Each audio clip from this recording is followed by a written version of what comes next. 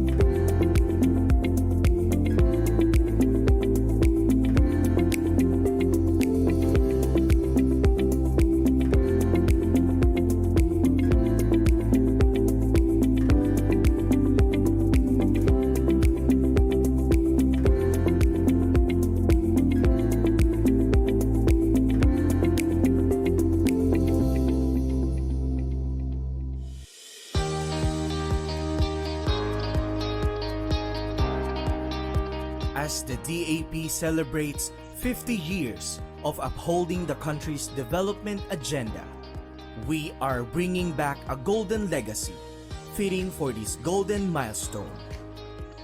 This year, witness the much-awaited comeback of the lecture series, designed in honor of the DAP's first president, Dr. Onofre D. Corpuz.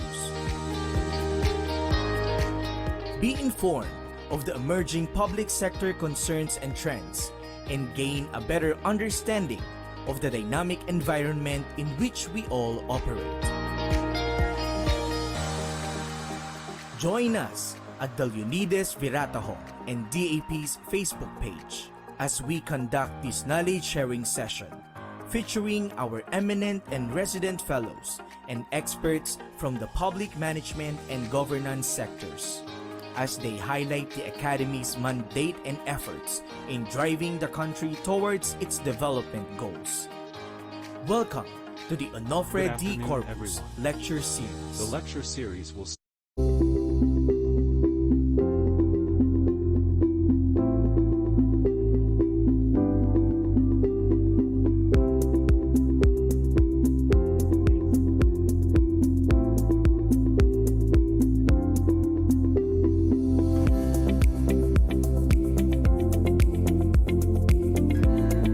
like this.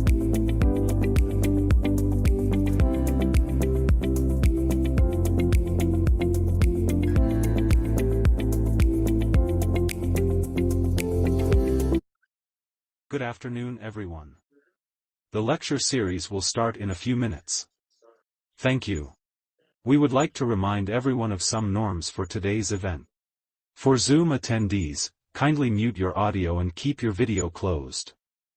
There will be opportunities for you to raise your hands and turn on your videos during the latter part of the program. For our Facebook participants, please place your questions or issues that you want to raise in the comments section, and kindly wait for the host to acknowledge your concerns. For our on-site participants, please note that there will be opportunities for you to raise your questions during the latter part of the program. Thank you.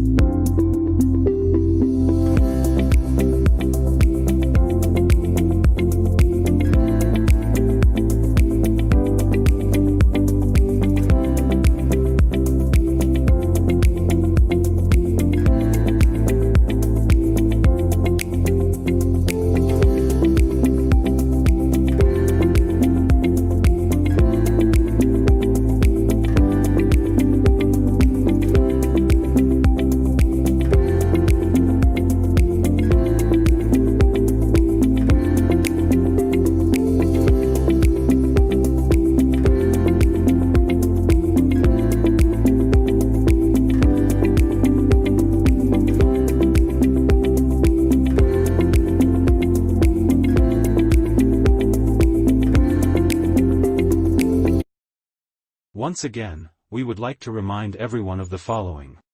For Zoom attendees, kindly mute your audio and keep your video closed. There will be opportunities for you to raise your hands and turn on your videos during the latter part of the program. For our Facebook participants, please place your questions or issues that you want to raise in the comments section, and kindly wait for the host to acknowledge your concerns. For our on-site participants, please note that there will be opportunities for you to raise your questions during the latter part of the program. Thank you.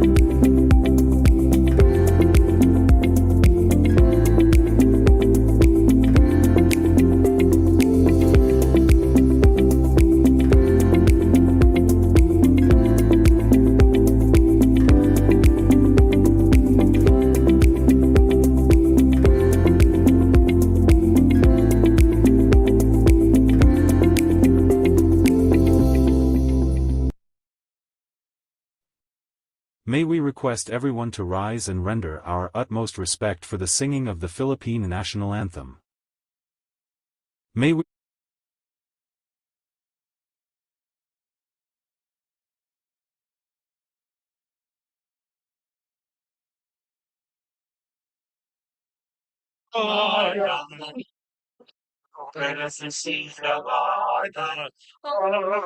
ng puso sa hindi mo'y buhay. Yung parin, ako'y tanawag, di ikaw nasisir sa dagat at mundo na simulan sa pamagal. May ginagawa kinapawisin pagkayang minamahal. Ang saluwat ng amoy ng umayan. Ang pinuring na tarang ng kaya pangay kinabinin. Likanapang sintay pinilin. Aminigay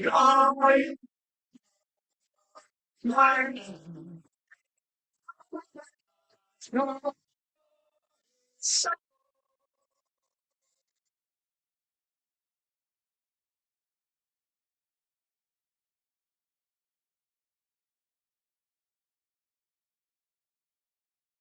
Ladies and gentlemen, please welcome our host for this event, Ms. RV Joyce Kayabyab, of the Development Academy of the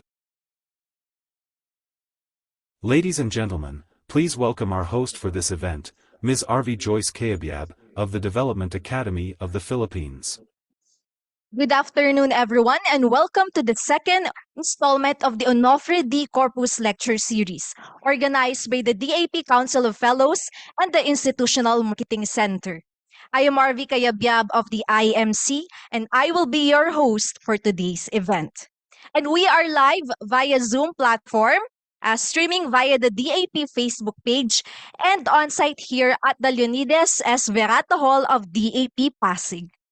Last June, we successfully relaunched this significant event as part of DAP's 50th founding anniversary. For the pilot launch, we had eminent fellow Dr. Mahar Bangahas as our guest speaker who talked about DAP's research under ODC's leadership. We also had eminent fellows Corazon Alma de Leon, Rogelio Singson, and William Torres as our panel reactors. Aside from tackling Dr. Mahar's presentation, they also discussed pressing issues in our society, such as poverty, ICT and digital systems, education, and the role of LGUs. And now, to welcome us all in this second lecture series, may I call on our Vice President and Senior Executive Fellow, Dr. Alan S. Cajes. Please allow me to read the welcome remarks of Attorney Engelbert Carunan Jr., President and CEO of DAP.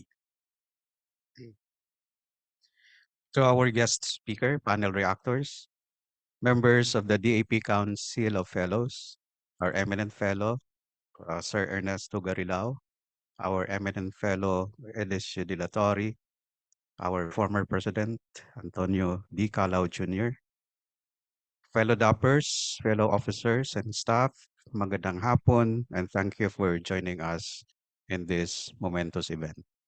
On behalf of the officers and staff of the Development Academy of the Philippines, it is my honor to welcome you to the second installment of the Onofre D Corpus ODC Lecture Series. Last month, we successfully relaunched this pioneering event that paved the way to meaningful discussions on the role of AP in volatile, uncertain, complex, and ambiguous, diverse, and highly disruptive world. We listened to Dr. Mangahas, who discussed the AP's VOCA-focused research under OD Corpus. We also gained insights from our eminent fellows, former Public Works and Highways Secretary Rogelio Singson, Ms. Corazon Alma de Leon, and Dr. William Torres, as they tackled the country's poverty issue and state of ICT among others. These issues, coupled with the theme for today's event, need to be discussed and explored as they relate to the overall welfare of the country and the Filipino people. More than ever, it is imperative that we have the drive and initiative to deal with these pressing concerns. As driver and catalyst of change and productivity, the DAP must continue to soldier on in its mission to steer the country towards development, improve the bureaucracy, and uplift the lives of our fellow Filipinos. Moreover, as our beloved institution celebrates its 50th anniversary this year, it is vital that we not only reflect on its long-standing mandate to support the country's development forces, but to also re-examine its position in an ever-changing and technologically driven VOCA world by fostering areas of fruitful discussions and avenues of conversation and discourse.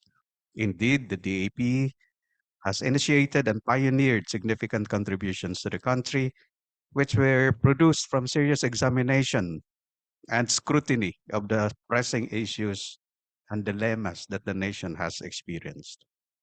But there is still a lot to be done, and we must not only look back and celebrate what we have built or accomplished, because in order to survive and continue our mission, we need to look ahead and beyond what we are doing in the present.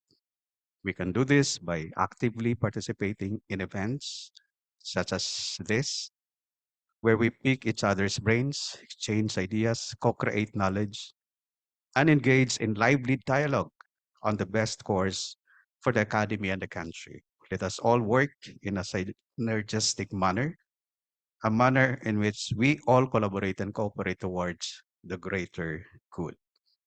As Nelson Mandela once said, it is what difference we have made to the lives of others that will determine the significance of the life we lead. In the same way, what we have contributed to our country and the lives of our fellow Filipinos matter most. And they will shape our legacy as an institution of sustainable, transformative, and inclusive growth. Today, as we listen to another round of meaningful discussion on DAP's role in nation building, let's take this opportunity to reflect and learn from our experts. Let us enrich our minds, broaden our understanding, and vigorously participate in this lecture series. As we always used to say, we do all of this para sa Diyos, para sa bayan, para sa mamamayan. Again, thank you and welcome to the Onofre D Corpus Lecture Series relaunch.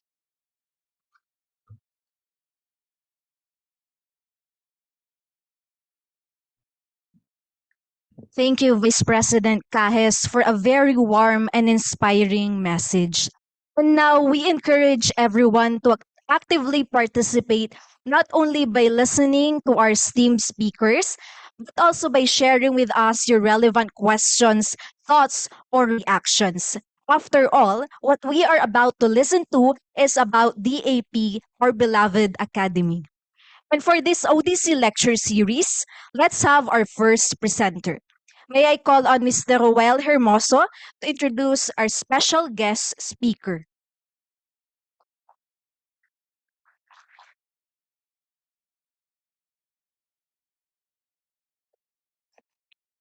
Thank you, RV.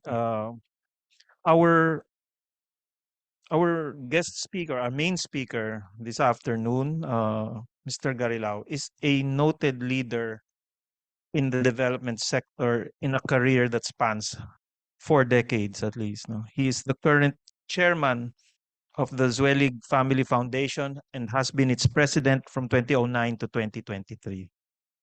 He previously served as executive director of the Philippine Business for Social Progress for almost 20 years.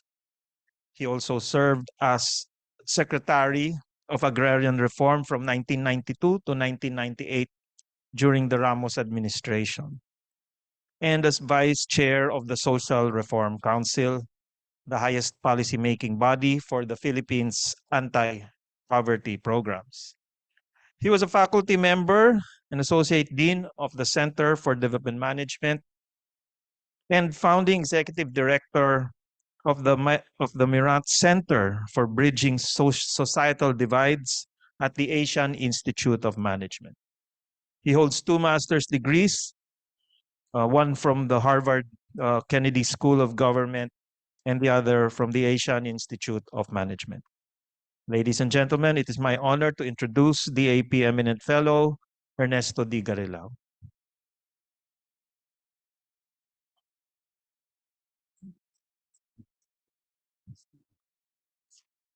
Here's the mic.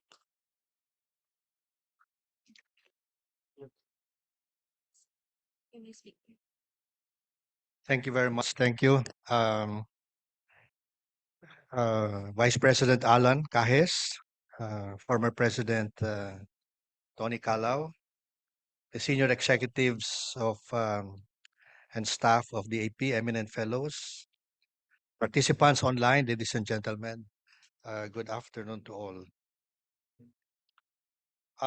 Well, first of all, thank you for inviting me to be part of this OD Corpus Lecture Series. No? I was in development work in 1971, and DAP was organized in 1973. And at that time, the shift was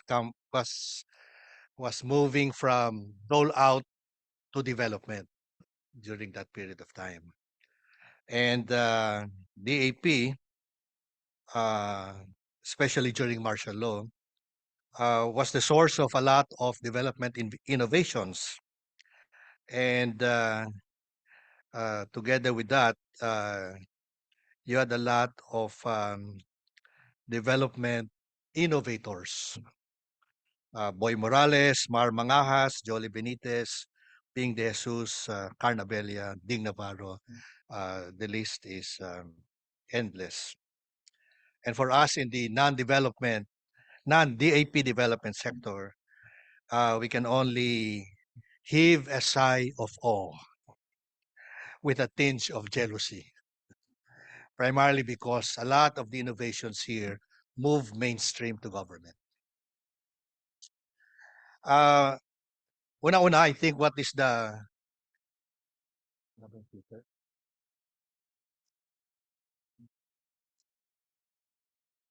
okay, can we move to the next slide?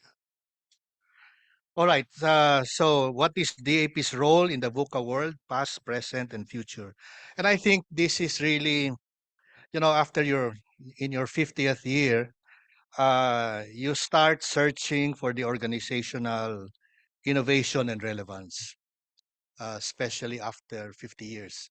And you tend to ask, all right, what have we done in the past 50 years? And what do we now do in the next 50 years now? Next slide, please. So VUCA, I think everybody is familiar with that. Just briefly, it emerged in the 1980s. It was used by the U.S. Army College, and they used the concept to develop strategic leaders in the military, especially in the war in Afghanistan, primarily since there was a lot of uncertainty and unpredictability in Afghanistan. It was later on picked up by the business community and as applied to fast-changing technologies and volatile markets and political changes. No? So the world is changing fast. So how do we now deal with this particular thing? VUCA for volatility, which is really the pace of change is increasing. If you are in technology, it's even increasing fast. Uncertainty, your uncertainty to the extent that you can reasonably predict the future. May predictability pero malakas yung uncertainty. No? Hindi mo matansya masyado, primarily because there are fast-changing variables insofar as that event is concerned. Complexity, because a lot of the problems are very complex. There are different interrelated parts and you have to address that in the complex. For instance, the case here is the rebellion. The rebellion of the MNLF and MILF, such a complex challenge for the Philippine government, and it took us years and years and years to be able to unravel that. No? And lastly, is really the whole issue of ambiguity. Hindi masyadong klaro, no? May pagka-ambiguous, and that is the nature of the event. No? So VUCA. Next slide. So when you take a look at what is it that you do, it might be unclear, but it might be unclear, but it is not really unclear. No, if you dig deeper, you will get to understand what the situation is all about. So if you have volatility, you focus on the vision. What is the picture of the future you want? And I think this is always the theme, no? What is the future that you want? And how do you make the future happen? In the case of uncertainty, the whole issue of understanding interconnectedness. No? So the whole issue of understanding ecosystems come to fore. The whole issue of systems thinking come to fore. Because you should be able to understand what are the connections among and between the systems. And in case of and in the case of complexity, let there be clarity. Complex nga, pero mababasa mo kung ano yung simplicity ang lalabas diyan, ano. I keep on telling the staff, no, sometimes when you sa ZFF, masyado namang complex 'to. No? If it is complex, it means that you don't understand the situation. You simplify to understand the complexity, to be able to understand the complexity. And in the case of ambiguity, then yung kadikit niyan is really agility. No? Flexibility, agility, being able to scrutinize what is happening and move faster. No? And I think, again, I think that will be the theme that I will emphasize here. That we need, having understood what the situation is all about, what the development challenge is all about, how can we be more agile in doing the analysis and doing the agenda for problem solving. All right, next slide. So people keep on saying that the COVID-19 is the example of VUCA. Late December of 2019, when it first emerged in Wuhan, China. The first news was that pneumonia-like, very high infection. So nagkakagulo muna doon, no? Kasi they were encountering something that is new, but yet new, unpredictable, and yet may knowledge. Because if you look at pneumonia-like things, you go back to SARS, you go back to the Spanish flu, you go back to a lot of epidemics, at meron kang makikita riyan. Uncertainty, yeah, people were uncertain. But again, as I said, there was a lot of knowledge beforehand that they can go to it. It became complex because when you lock down population for a long, long time, it has impact not only in healthcare, it has impact on business, on economy, on social life. Here in the Philippines, for instance, prolonged lockdown, what were they monitoring? They were monitoring the poorer areas. No? Baka sumiklab because they were locked down, they were locked in, no source of income, and therefore you will have the situation of hunger, lack of access, etc., etc. Kaya lumabas yung ayuda. No? Lumabas yung ayuda. And it might be ambiguous. There is no best practice, but as you move along, you can get it. So the way the Philippines handled it with, Secretary Galvestan was chosen there because he has the command of logistics. And he was quick to think ahead. So they got the Boston Consulting Group that's access to all what's happening in the world, gave it to the Philippines, and on a weekly basis, they can monitor what was happening and they can change strategies right away. So how do you now adapt to the VUCA world? Now, the reason why, VUCA nga, uncertain, etc. Pero there are lots of management tools that you can really use to be able to understand it. And the first one that I will just point out is Peter Schwartz, The Art of the Long View, Planning for the Future in an Uncertain World, which showed up in 1980. This was used by the Shell, by the Royal Dutch Shell companies, especially in the rise of the oil prices in the 1980s. Paano ginawa nila? They developed scenario planning. So unang-una, they looked at what are the challenges regarding possible futures. Uncertain, no? Volatility in the oil prices, that will affect them.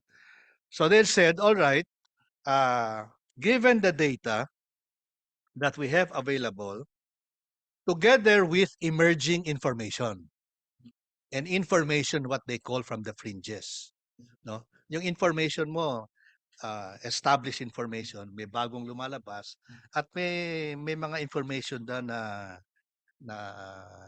na may possible implication to the challenge. No, you gather the data and use the data to provide possible, emergent, and plausible scenarios.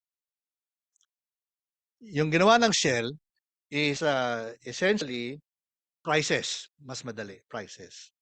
If the barrel is 100, what's the implication to our organization and what is our response? If the oil is 150 and 200, what's the implication to our organization and what's our response? Because they were keeping the bottom line. So they were just watching the prices. So kung price gaganito, ito yung ating response. Kasi ito na yung scenario, etc. And they did that successfully because even with that, because the results were, it became very, very profitable. As a matter of fact, they were accused of taking too much profits. But you have to credit Shell by saying that pinag-isipan namin. Kung ito yung gagawin. We're ready to be able to make the response. But the thing is, they made the response. The next one that I think is very of interest is Adam Kahane. Yung scenario planning niya. He brought this out in 2012. He came from the tradition of Shell. He was a Shell person. But he took it one step further. Ang sinabi niya, and this he wrote this book based on his experience in post-apartheid South Africa. Remember in the South Africa, the complex yung kanilang situation. The blacks were the black Afrikaners were taking over a country that was previously ruled by the whites. There was a lot of animosity. There was a lot of fragmentation, etc., etc. And they went through a process. And then they assembled a group of multi-stakeholders coming from business, government, economy, etc., etc. They sat down together and they say, what do we do with the future of South Africa? So lumabas, they gave up scenarios. The first scenario is we can do nothing. Don't do anything. And what is the possible result of doing nothing? The second scenario was a future scenario wherein everybody, let's say, they're able to live in harmony. They're able to resolve their conflicts better. They will address inequities, etc., etc. And the other one was the possible scenario that it will even become worse. Primarily because there was no agreement with the future, there was no understanding of where the country is going to be, and then there will be an escalation of hostilities. They chose the scenario of a better future. They chose the scenario of a better future. And having chosen the scenario of a better future, they told themselves, what is it that we must do to make that future scenario happen?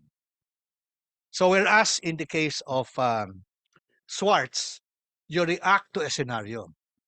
In the case of Kahane, what he did was choose the scenario and make it happen. And that's what they did. That's the story of South Africa. The other one that just briefly is that Johansen really just says leaders make the future. We cannot leave that to chance. Leaders make the future. If we know what the future is going to be, then how do we make that happen? Next chat. All right. What's the development challenge that we face in the VUCA future now? So siguro nilatag ko lang dito environment, political, and development.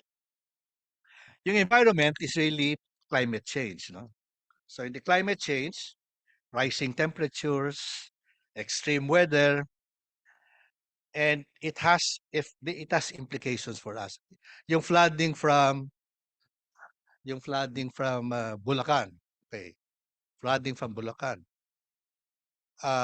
It disrupted the traffic because there were two sections there that were flooded. Can you imagine all the disruption that is happening because of climate change? It has implications, climate change, rising temperatures. It has implicated on heat-related illnesses. It has implication on poor quality air quality. Anong ibig sabihin niyan? Tataas yung cardiovascular, tataas yung respiratory. Vector infection, ano ang implication yan? Tataas yung malaria, tataas yung dengue. Weather, drought. If you go to Manila Observatory, they can already tell you where water will be lacking in the year 2030 based on projections. But it gives you the opportunity to be able to prepare for that. Agriculture, you need to do drought-resistant crops, etc., etc. So climate change, is our future. May pagka-unpredictable, but actually predictable. You just have to prepare for that. Yung political, obviously, the West Philippine Sea and the Chinese Philippine claims. Do you know exactly how it will end? With certainty? No. But the army has scenarios. Kung ganito, ito. Kung ganoon, ito, etc., etc. It's really just preparing for that. The other one that is looming ahead, that I place it there, is the BARM elections of 2025. Will the MILF win or will they lose to the political clans? And if they lose, will they return to the hills or will they stay put? We don't know. Chances are maybe, etc., etc., because you don't know what is at the MILF side. In development, looking to the future, and I think this is connected to the first lecture, is really the whole issue of reducing poverty and inequality. Okay. Yung issue is not so much, poverty has been reducing, but is not moving fast enough because of inequities. And that came up in the next slide, please. And that came up in the World Bank report. No? That was in 2022. So sabi nila, overcoming poverty, inequality, past, present, and prospects for the future. Parang DAP. So ano sinabi nila? Significant progress in poverty reduction. Okay. So 2/3 reduction over the period of time. But income inequality it was only recently that it was declining starting 2012. So poverty fell by 2/3 between 1985 to 2018. Bakit mataas inequality? Top 1% capture the 17% of the country's wealth, whereas bottom 50% only have access to 14%. Remember before if you hear Shell Habito before, there was a time wherein tumaas nga yung growth, but they were only controlled by the tycoons. A lot of them. As a matter of fact, they became richer because of that. All right. So, however, bakit persistent yung inequality? No? Bakit hindi siya masyadong bababa yung poverty, unlike other countries, region? Because very structural inequality. Why? Unequal opportunities in education and health services, lack of access to tertiary education. If you want to have a big jump in income, you must be a college graduate. If you want to have a big jump in income, you must have you must be a college graduate. And that's and you have facts for that. So, uh, so yan ang sinasabi, no? I think you have to well, maybe we can go through this, no? Okay, let's go to basic education, no? Okay. Anong dapat aayusin? Basic education. So, what we now see in the basic education is access to education improve. So, the opportunities to get to school improve. But the challenge is quality. Okay? In school ka nga, pero sorry, bobo ka. Okay? Oh, but now, we recently joined the program of international student assessment, no? So overall, they compare us with 72 countries. It's a survey of 15-year-old students' achievement in reading, math, and science. No? So these were not apples and oranges anymore. These were all apples and apples. Huh? So how did we fare? We were last in reading, and we were second to the last in science and mathematics after Dominican Republic. And World Bank in 2021 on learning poverty said that, and this came out in 2021, 90% of the children at age 10 could not read and understand short age appropriate text. Right? Now, the other one there is when you take a look at the poorest quintile, attendance in school drops over time. So at age 6 to 19, 94% enter elementary. Correct? At age 13 to 15, 86% na lang. At age 16 to 18, 68%. And age 19 to 22, which is college, it drops to 29%. So in terms of the poorest quintile, because you're talking here of inequity, pumapasok nga sila, number one, pumapasok nga sila, but they drop, but when it comes to college, kukonti. And it does not tell you about quality, quality. Are they able to read? Do they have mastery? Do they have numeracy, etc., etc.? Now, what's the quick assessment of that? And this comes from Orbeta and Pacquiao. Unang-una, there are no accountability for results. No one is accountable for outcomes. No, we were talking that with the Vice President. There is nothing in the educational system that guarantees that you'll be able to read after you graduate from high school.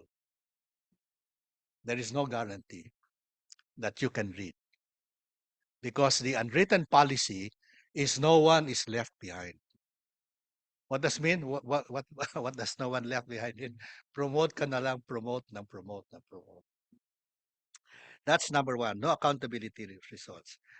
They have not even, and this is from Pacquiao, they have not even been reporting the national achievement test results. May report ba? O national achievement test result. May report ba? Before, di ba? But when it was reported, there was a lot of, hula baloo about the results. As a result, it does not get reported. So you don't have an idea of what is happening insofar as the quality is concerned. And the performance management system of the department does not include indicators of quality. I get promoted even if my promotion is not based on whether they learned or not. My promotion is based on something else. So in addition to that, you have lack of quality teachers, overworked teachers, lack of education materials, etc., etc.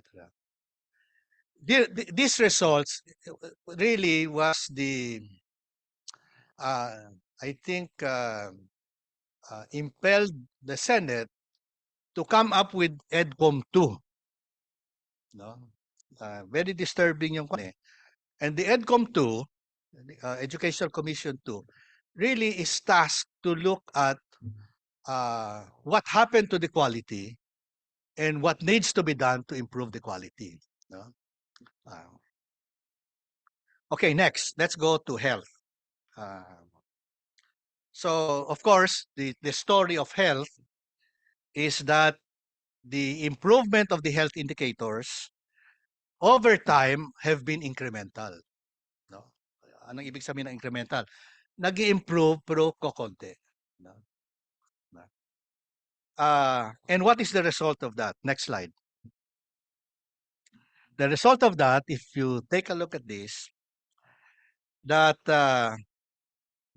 and I will just quote Verheere here, and I must admire Verheere for doing this quote.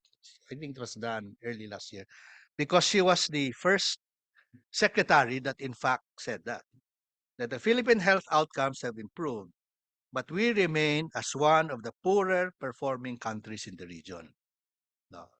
So kung titignan mo sa life expectancy, naabutan na tayo ng Indonesia. No? Indonesia is 71.9, we are 71.4. And Indonesia, you know, big country for a long, long time, was a poor country. They really struggled with their health systems, no? But they're moving ahead, no?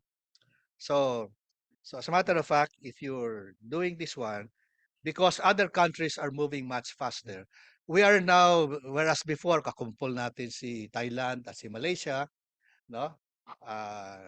Ngayon, kakumpol natin si Laos, si Cambodia, si Myanmar. All right? Maternal mortality, all right? We're second to Indonesia in terms of highest. Infant mortality, we are the highest, which means the poorest. And the same is also true with TB. We are one of the top countries, one of the 10 countries with the highest number of TB cases. Stunting, 28.7. Indonesia is 31.8, but improving faster, etc., etc. So the other one that we'll take a look at it is yung stunting. If you take a look at the next slide, please. The stunting prevalence declined only by 0 to 1% annually since 2000, since the year 2000. But other countries, especially Vietnam was behind us, but is moving on a 5 to 6% decline. So when you look at the health indicators, other countries below us move up, or other countries sa kasabay natin move up, yung sa atin is stable. You know, nag-i-improve ng konti, pero stable. The next slide really gives you the stunting. No?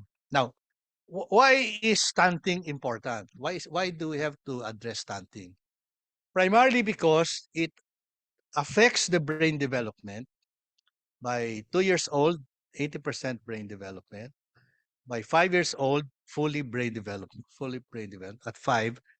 And the kid brings that to basic education. No? All right, brings it to basic education, and limits his comprehension. All right? So, limited pa siya, poor quality pa, So anong lalabas in terms of the education system? No, you're going to see that. So you look at that slope from 19. So it's from almost 30 years, almost 30 years. We stand high of 44%, which means that 4 out of 10 were stunting. And you can correlate that to achievement test 15 years from now. No? Kasi yung 20, let's say the I think the PSIA tests, you look back to 2003 and look at the stunting rates there. And you can make a correlation that these guys who were stunted were showing up with poor performances if they ever went to Kwan. So 1992 to 1998, that is our term with the FDR, static. All right. So 38.8 and 38.9. No. So no major interventions there. Gloria Macapagal had 10 years,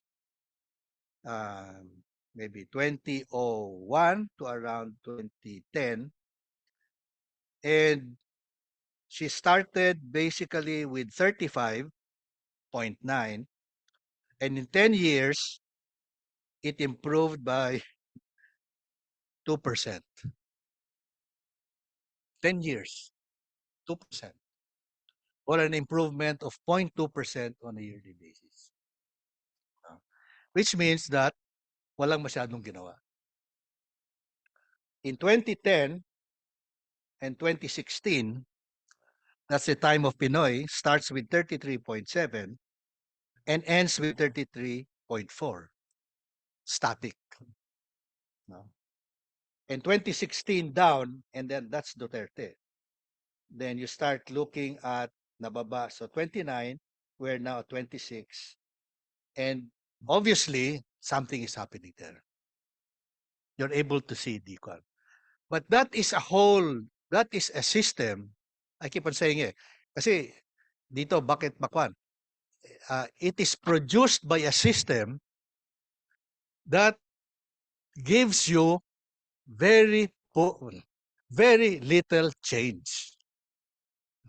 It is a system that gives us incremental change. All right. So when you take a look at nutrition, what were the problems? No? Anong issue dyan? So, ang titignan mo to, if you take a look, if you go deep into the system, one of the things that shows up there is actually may mga programa sa baba. All right? The programs are there, you know. From pregnancy all the way to from pregnancy, exclusive breastfeeding of kids, complementary feeding, etc., etc., ginagawa ng DOH. No? When it now comes to all the way to 1, when it comes now to 5, you have the DSWD coming in. When it now comes to education, you now have DepEd coming in. When it now comes to food, the agriculture is there, etc., etc. May programa. But what is not there is how these different programs get integrated so that it becomes a continuing system. So that you look after the pregnant mother all the way to 2, all the way to 5, even during primary school, etc., etc. May programa. Theoretically, may programa. Now, what are the major bottlenecks? Number one, of course, insufficient funding for nutrition. Inconsistency in the quality of nutrition services, lack of limited capacity of planning at the LGU level to look at this as a continuing system rather than as a sectoral programs.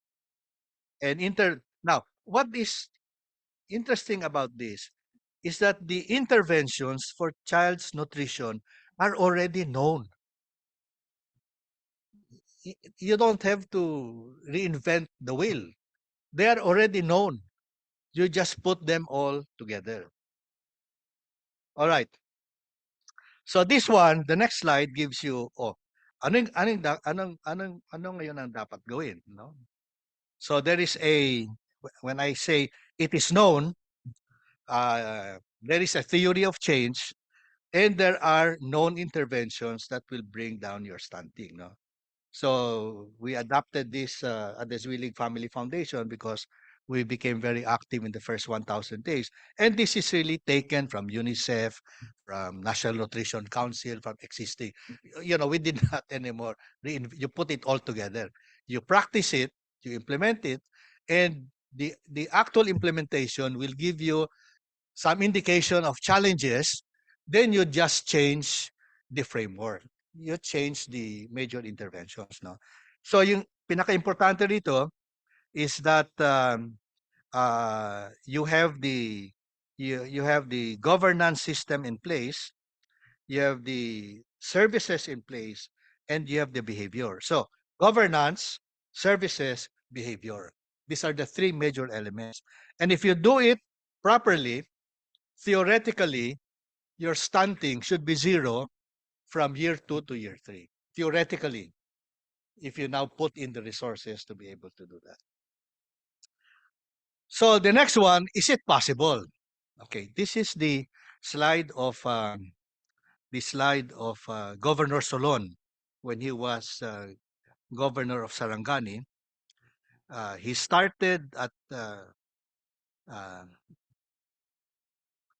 16%, and 23, he's not there anymore. But the latest was that they moved it to 3.2%. That's the stunting rate of Singapore. No? And he is a fifth class province.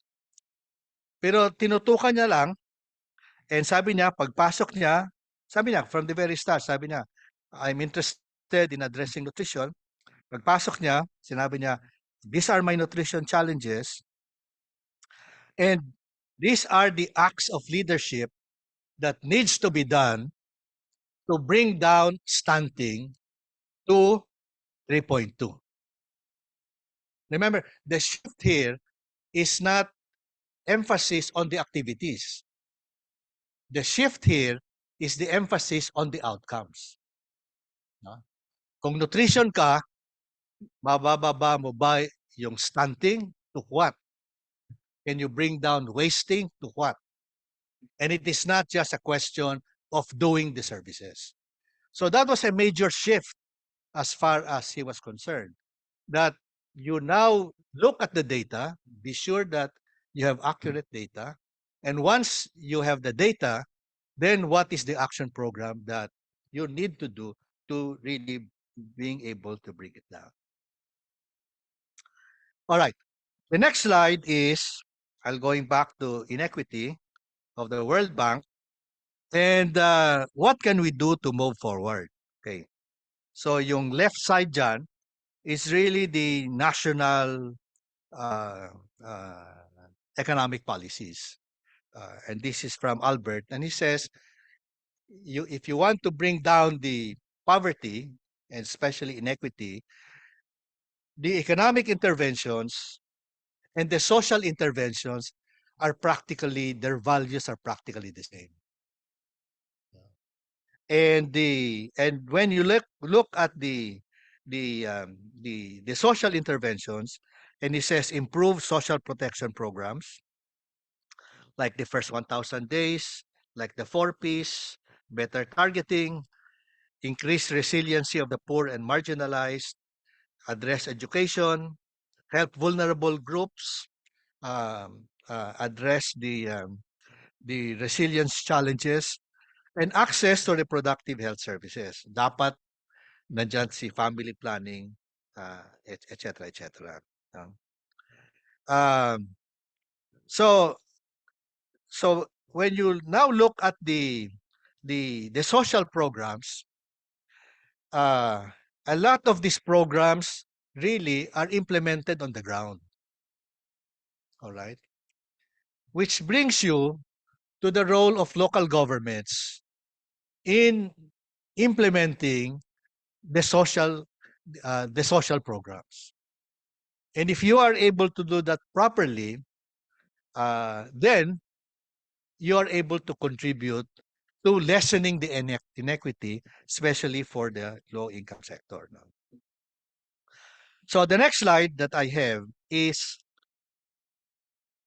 the opportunity to improve human development indicators and reduce inequity. Balik naman tayo sa HDI. O, ano yung HDI? Literacy, uh, number of years in education, life expectancy, incomes, and participation. So what are the driving forces here? No, I think the first driving force is the universal healthcare, okay, which gives citizens the full continuum of quality and affordable health services for all Filipinos and priority on primary healthcare services.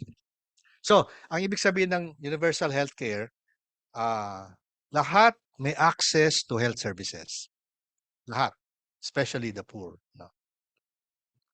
And that the resources will be provided there, and that there will be a congressional review in 2025 regarding its implementation.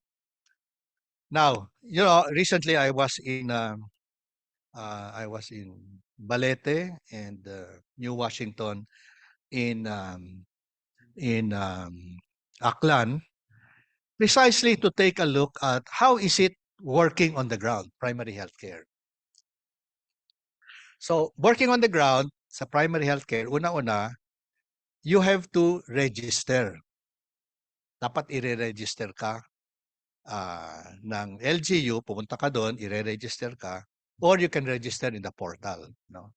But it takes you around maybe 1 hour to get all the information about you. After you get registered, you are profiled. So BP, heart, etc., etc. At least to have a sense of your general wealth, no. And for every those profiled, the LGU gets 200 pesos from PhilHealth. So once you have done that, then you can now have access to yung consulta packages. 11 different labs, and I think 20 different kinds of medicines. Fortunately, these two municipalities were advanced. They can do the labs. No?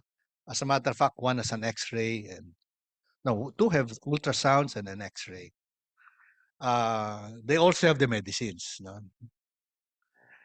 What is happening? What is happening is that the poor have difficulties getting registered and profiled unless you seek them out. Hindi naman sila pupunta doon to get registered. Di ba? That's number one. Number two, may problema sila sa iClinic SIS. This is the electronic system of the Department of Health. No? Sometimes mahirap mag-unload, etc., etc. So kung may problema dyan, kahit na-load ka ng load, hindi na-upload, it will affect your reimbursements. You spend a lot of those things, you do not get reimbursements fast enough. And number three, that was coming up, is that everybody who needs an annual physical checkup goes to the RHU for their physical checkup. Not the poor, the non-poor. And they spend, etc. Kasi, bakit walang reagents? Bakit walang medisina? Siyempre, stock up. Hindi sila nire-reimburse. So they spend a lot of money. Reimbursements are slow in coming, and they are not, and the actual people receiving the services, a lot of them are non-poor. I'm not saying that they are not qualified, ha? Kasi available for all Filipinos. All right? But it just so happens that your disadvantaged sector is not really fully, the system does not get them into to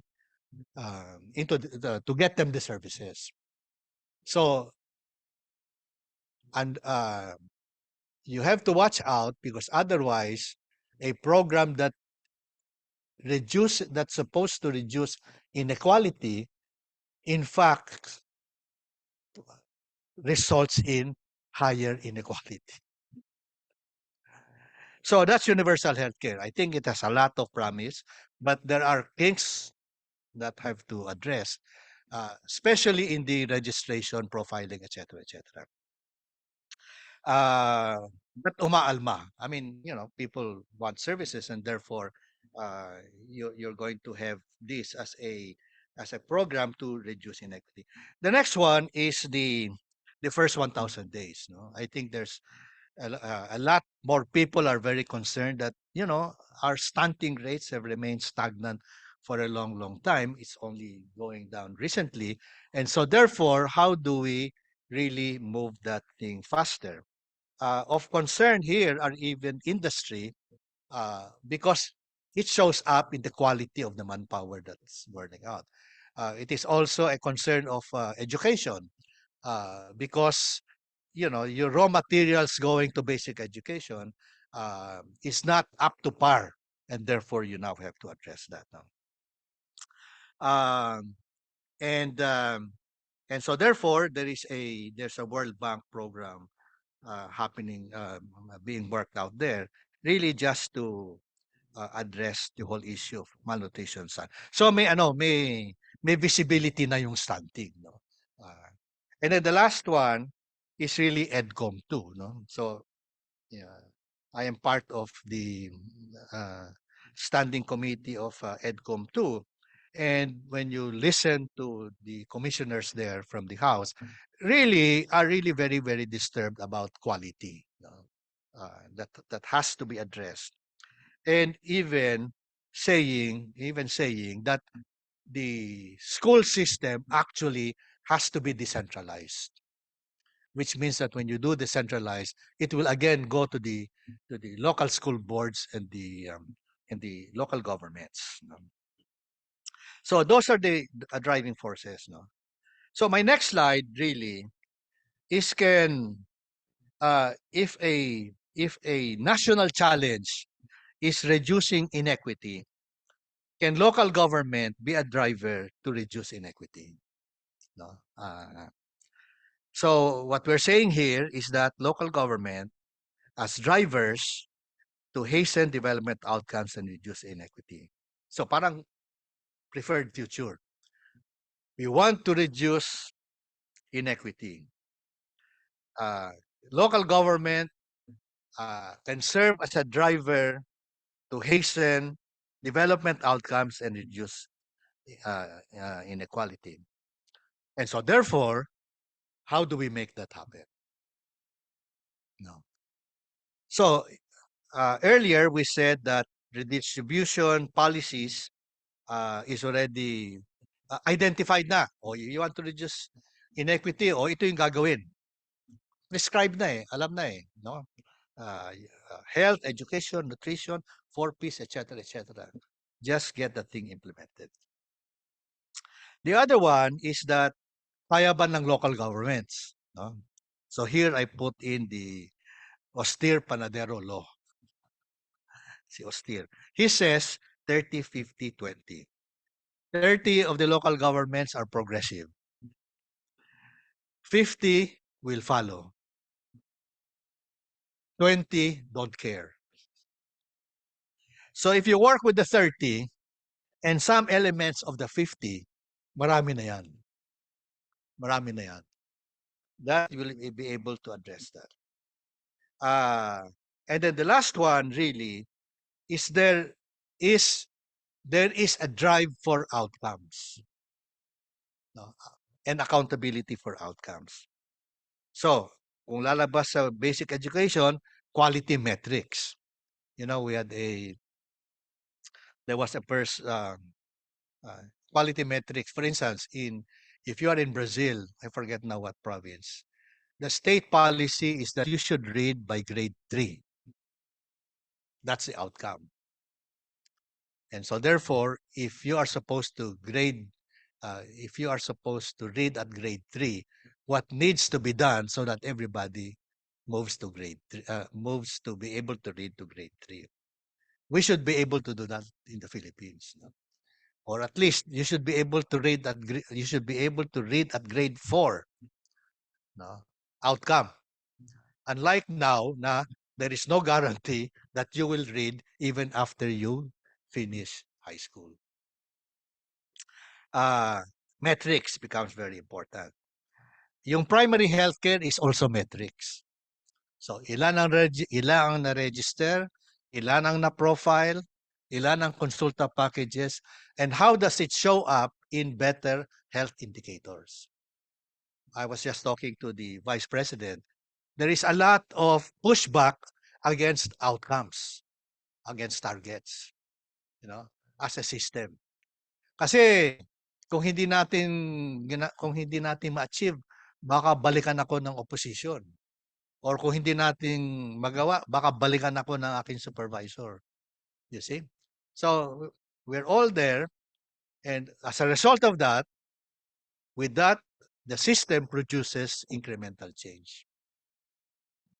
And reduction of stunting, National Nutrition Council puts it at 17.9%. No? If I were BBM, I would say in my term, I will bring it down to 14%. Half, which other countries do. Normally, Peru dropped its stunting by 1/2 in, I think, 8 years. They were able to do it. Pero may goal to be able to do that. All right. So if you look at it,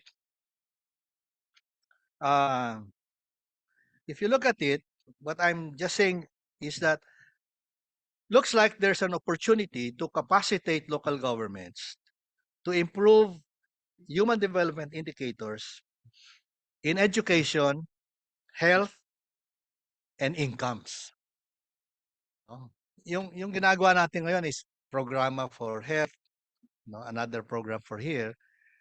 If you're going to look at local governments as a driver to improve outcomes, development outcomes, and reduce inequality, can you transform his mindset to be able to look at education, the nexus of education, incomes, and health?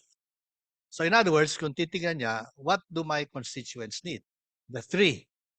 And do I have the competencies to be able to plan and implement these 3 programs using our resources and that of the national government? Now, this nexus of development intervention is not available. There's nothing in the market that will give you this or scaled up for localized LGU contexts. Most of the current capacity building interventions and programs are activity focused and targeted to be for cascading to as much LGUs as possible, but not to capacitate LGUs in handling complex systems to target improvements in outcome based on their current realities. Parang, we train local governments by and large, but the training is only up to here. Parang. So the opportunity is raise the standard anyway using and your market is the Panadero rule. Look at the 30 plus the 50.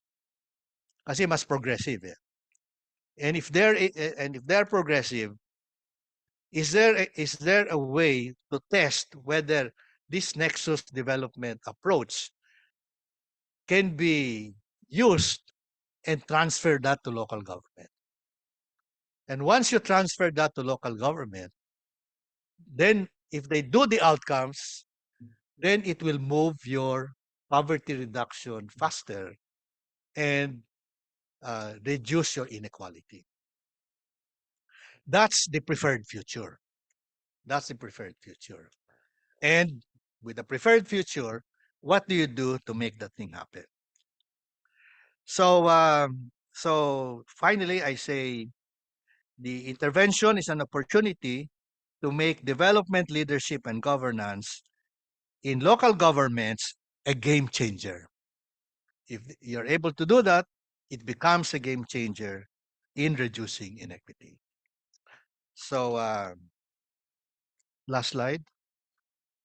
Given this opportunity, is it for DAP to consider? So, thank you.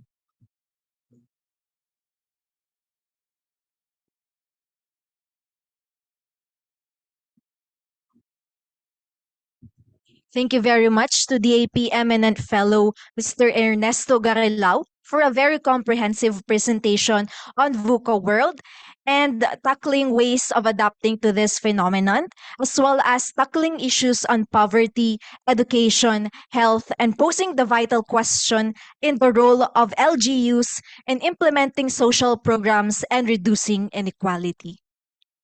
Big round of applause, please.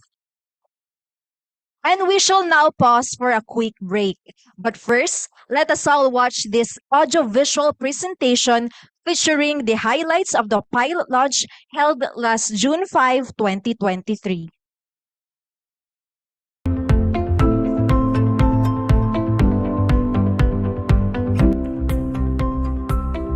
Welcome to the Onofre D Corpuz Lecture Series, organized by the DAP Council of Fellows and the Institutional Marketing Center.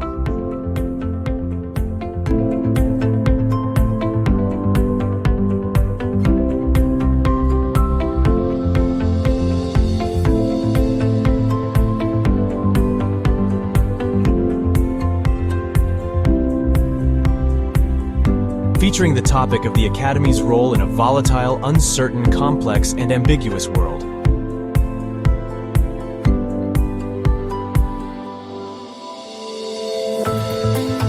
As discussed by eminent fellow Dr. Mahar Mangahas.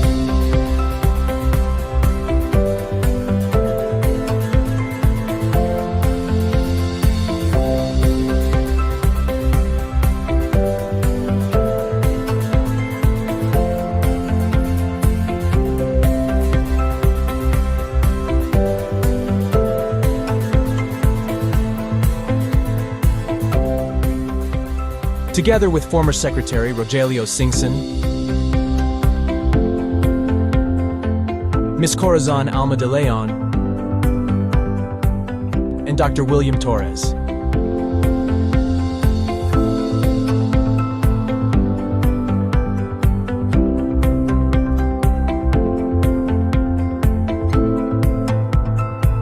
We are grateful for these ideas and suggestions, and we will use this as inputs to enhance the Academy's strategic plan. On behalf of the DAP President, thank you once again, and we hope to see you during the second lecture in July of this year. See you for another enriching session filled with valuable insight.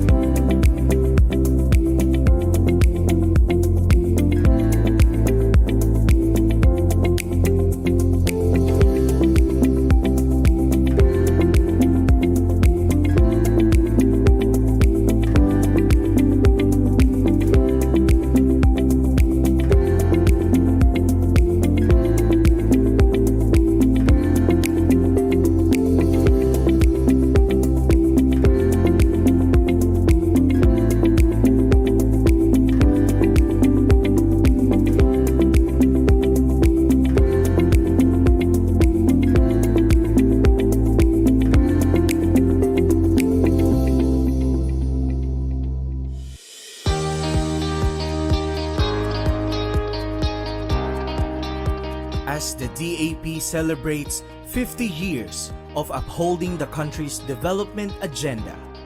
We are bringing back a golden legacy, fitting for this golden milestone. This year, witness the much-awaited comeback of the lecture series, designed in honor of the DAP's first president, Dr. Onofre D. Corpuz. Be informed of the emerging public sector concerns and trends, and gain a better understanding of the dynamic environment in which we all operate. Join us at the Leonidas Virataho and DAP's Facebook page as we conduct this knowledge-sharing session, featuring our eminent and resident fellows and experts from the public management and governance sectors, as they highlight the Academy's mandate and efforts in driving the country towards its development goals. Welcome to the Onofre D. Corpuz Lecture Series.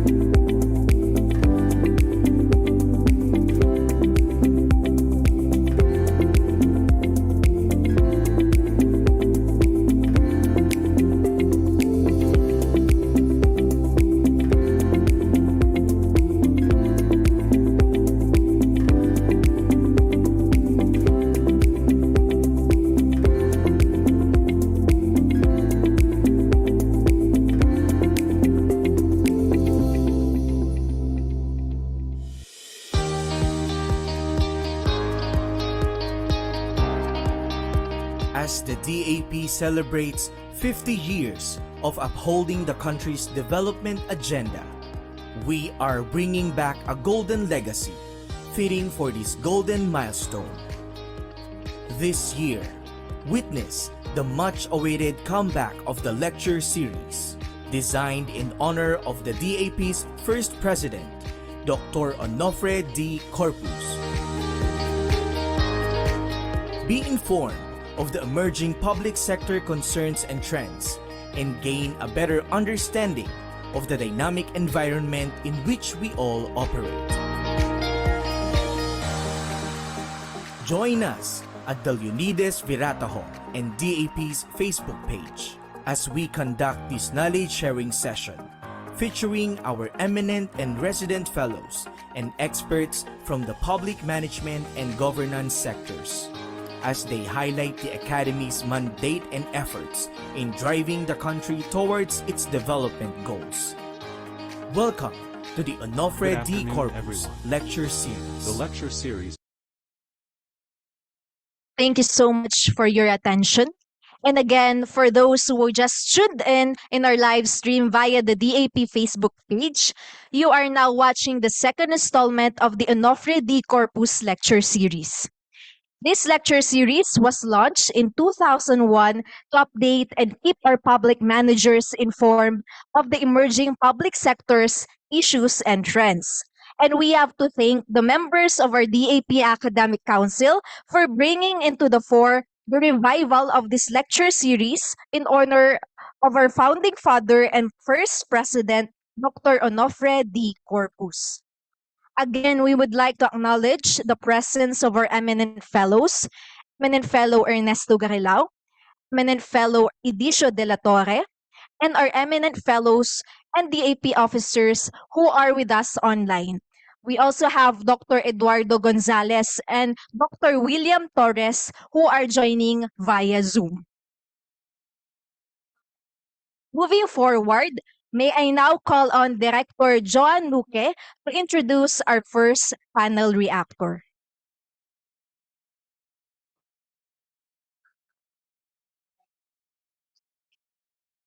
Thank you, RV.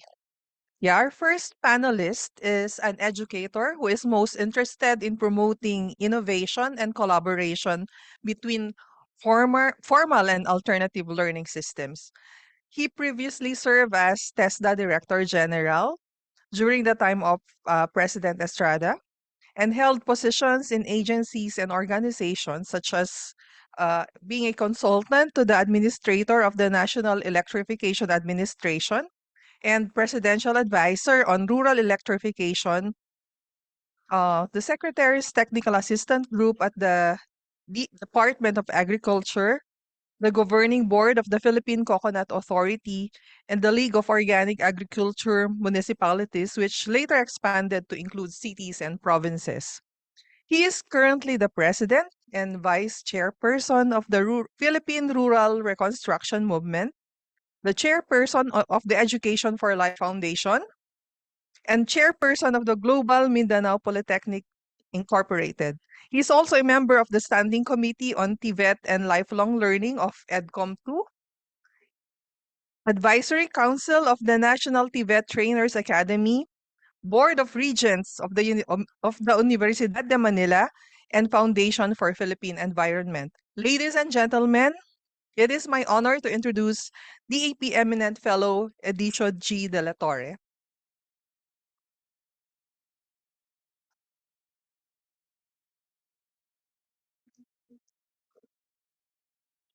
Maraming salamat. Thank you for the introduction. When I was asked to be one of the reactors to the lecture of Ernie Garilao, of course, my first request is padalan mo naman ako na ile-lecture niya. Kasi si Ernie can talk about so many topics and profoundly, so I don't know what I would react to. So thank you very much, Ernie, for sending those slides. So when I was stuck in traffic in Shaw and knowing I'll be late, pangit naman yung reactor, darating ka late, hindi mo napakinggan yung sinasabi. I trust that you covered the slides you gave us. That is on faith. But yes, let me start with an appreciation. VUCA, ano naman yan eh, it's not new, marami. But I think Ernie kind of put together not only the insight but also the literature available, no? Including lagi namang usapin yan, madali yung describe ang buka, volatile, uncertain, complex, nung sagot. And of course, typical for communication, naghahanap ng counterpart. Ano naman ang VUCA in response? And I think the one you cited from Harvard is interesting, no? Yung vision ko minsan nag-i-intersect na. Kung volatile, ano yung steady? Vision, yung iba naman sabi baka values. So values and vision, yun ang iyong yun ang iyong yeah, uncertain, you say understanding. I have something to say that. Complexity, you say clarity. I'd like to add that clarity most probably will come from collaboration and cooperation, which is right now kind of codified as a like 21st century skills. As if it were new, dati na naman talaga yan. But in this time, hindi na optional. If you can't collaborate and you can't communicate, no matter how brilliant you are, you will be what the Greeks called an idiot, the one who is understood only by himself. Could be brilliant. And I like the A particularly. The early A's I got was that you resolve ambiguity with action. Kasi di mo alam, parang Israeli reconnaissance by fire. Hindi mo alam kung nasaan, mag-shoot ka. Pag bumagsak, tama yung reconnaissance mo. Kung wala, wala. But the whole idea of also agility, I think these are... So thank you for that. Hinanap ko lahat yung mga librong sinite mo eh. Salamat, at least you gave me guidance. But I thought I would start this afternoon with some kind of personal take on the topic, no?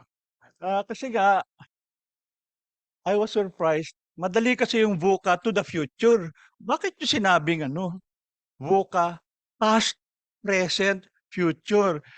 VUCA na ba dati? Malinaw, VUCA na ngayon. Malinaw, VUCA. What's VUCA?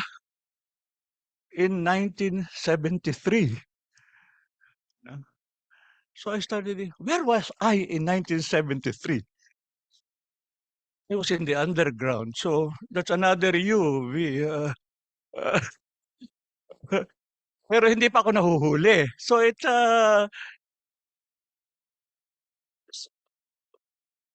post-democracy, pre-imprisonment. Yun ang buka ko. Ano? In that buka, and then when I got imprisoned, I like to cite something very interesting in relation kay Odi Corpuz. I do not know him that well. Even si Boy, I did not know him pa the time. Sometime, it was martial law. Siyempre, the big discourse is democracy. Even Ferdinand Marcos Sr. book was Today's Revolution, Democracy. Hindi development democracy. So I think it was in Campo Libas. I was in solitary confinement, but I was allowed to read all kinds of literature. And some of the literature I read were the writings of Odi Corpuz, where he was critiquing a narrow conception of liberal democracy. I just said, hindi mo yung say martial law, authoritarian, versus democracy rin ito, ibang klase lang. That's what he's saying. No? So I was reading that, I said, hindi naman ako pinapatamaan ito. Hindi naman ako representative ng liberal democracy. Sama na ako sa national democracy. Left na ito. And so, when I started reading it, sabi ko nga, I wonder if there will be a real discussion on that. Because mas simplistic yung democracy, walang freedom to assembly, walang due process, well, which we associate with democracy. But what he was arguing was, I think in a way, what sometimes called it is substantive democracy for in human rights, not just social, political, but economic and all that. So I remember then that I said, alam mo, dapat if I had a chance, magandang makipag-usap dito kay Odi Corpuz. No? Because he posed a question which now, fast forward, 50 years later, ang dali kasing to cite the symbolism that Ferdinand Marcos Jr. is the president and 50 years ago, Ferdinand Marcos Sr. And his democracy is still part of the discourse before we go to development. And I think it is, and I think it should be. Because there have been whole discussions now from populism, the danger of authoritarianism. There was a lot of conjured fear. No, Marcos, therefore, Ed, sabi nga ng isang senior citizen, Ed, pag dumating yung warrant of arrest, sasama na ako ha, matanda na tayo, mag-underground pa ba ako? Sobra naman yan. At least makakapagsulat ako sa loob. At pag sinulat mo lang sa prison, mas marami ang magbabasa. Kasi sa tingin, pag sinulat mo habang kulong ka, matino ang sinusulat mo. Sa totoo lang, it got crazier. No? So why do I say this? Because right now, I was introduced as the president of the Philippine Rural Reconstruction Movement. I'm the last man standing of our trinity post-martial law. Si Boy Morales, the first president, well, followed by Babetanya, si Ding Navarro, then died. And then si Gani Serrano. And ako ang last, kaya sabi ko, maganda na kayo ng luksang parangal. Ang mga presidente ng PRRM namamatay in office. But what is relevant is this. When PRRM turned 50, ahead of DAP, in 2002, because it was established in 1952, panahon ni Magsaysay, one of the pioneers came in the evaluation. And what they pointed out, which I wasn't aware of, was that the fourfold program of PRRM on education against ignorance, health against sickness, livelihood against poverty, and self-governance against civic inertia, they said that time, partly because of rural construction background, but also Manahan was part of that the Barrio Charter Act that made barangay leadership elective rather than appointive was one of the major advocacy outcomes of the rural reconstruction movement. And ako, clever talaga yung discussion. The first 50 years, sir, one of our main achievements is we made barangay local governance elective. The challenge in the next 50 years is to make them effective. which is the whole issue. Democracy development. Why? Because looking back now, with what with the emotional distance from personal circumstances, what was the logic of martial law? People look at it as, continuation in power, hindi na pwedeng ma-elect, so mag-martial law. But that's too thin. If you look across Asia, 72, Park Chung-hee in Korea, that was the era of what was theorized earlier in Japan as the idea of a developmental state. The idea that outside the socialist thinking, development is the product of a variety of factors, but especially private sector.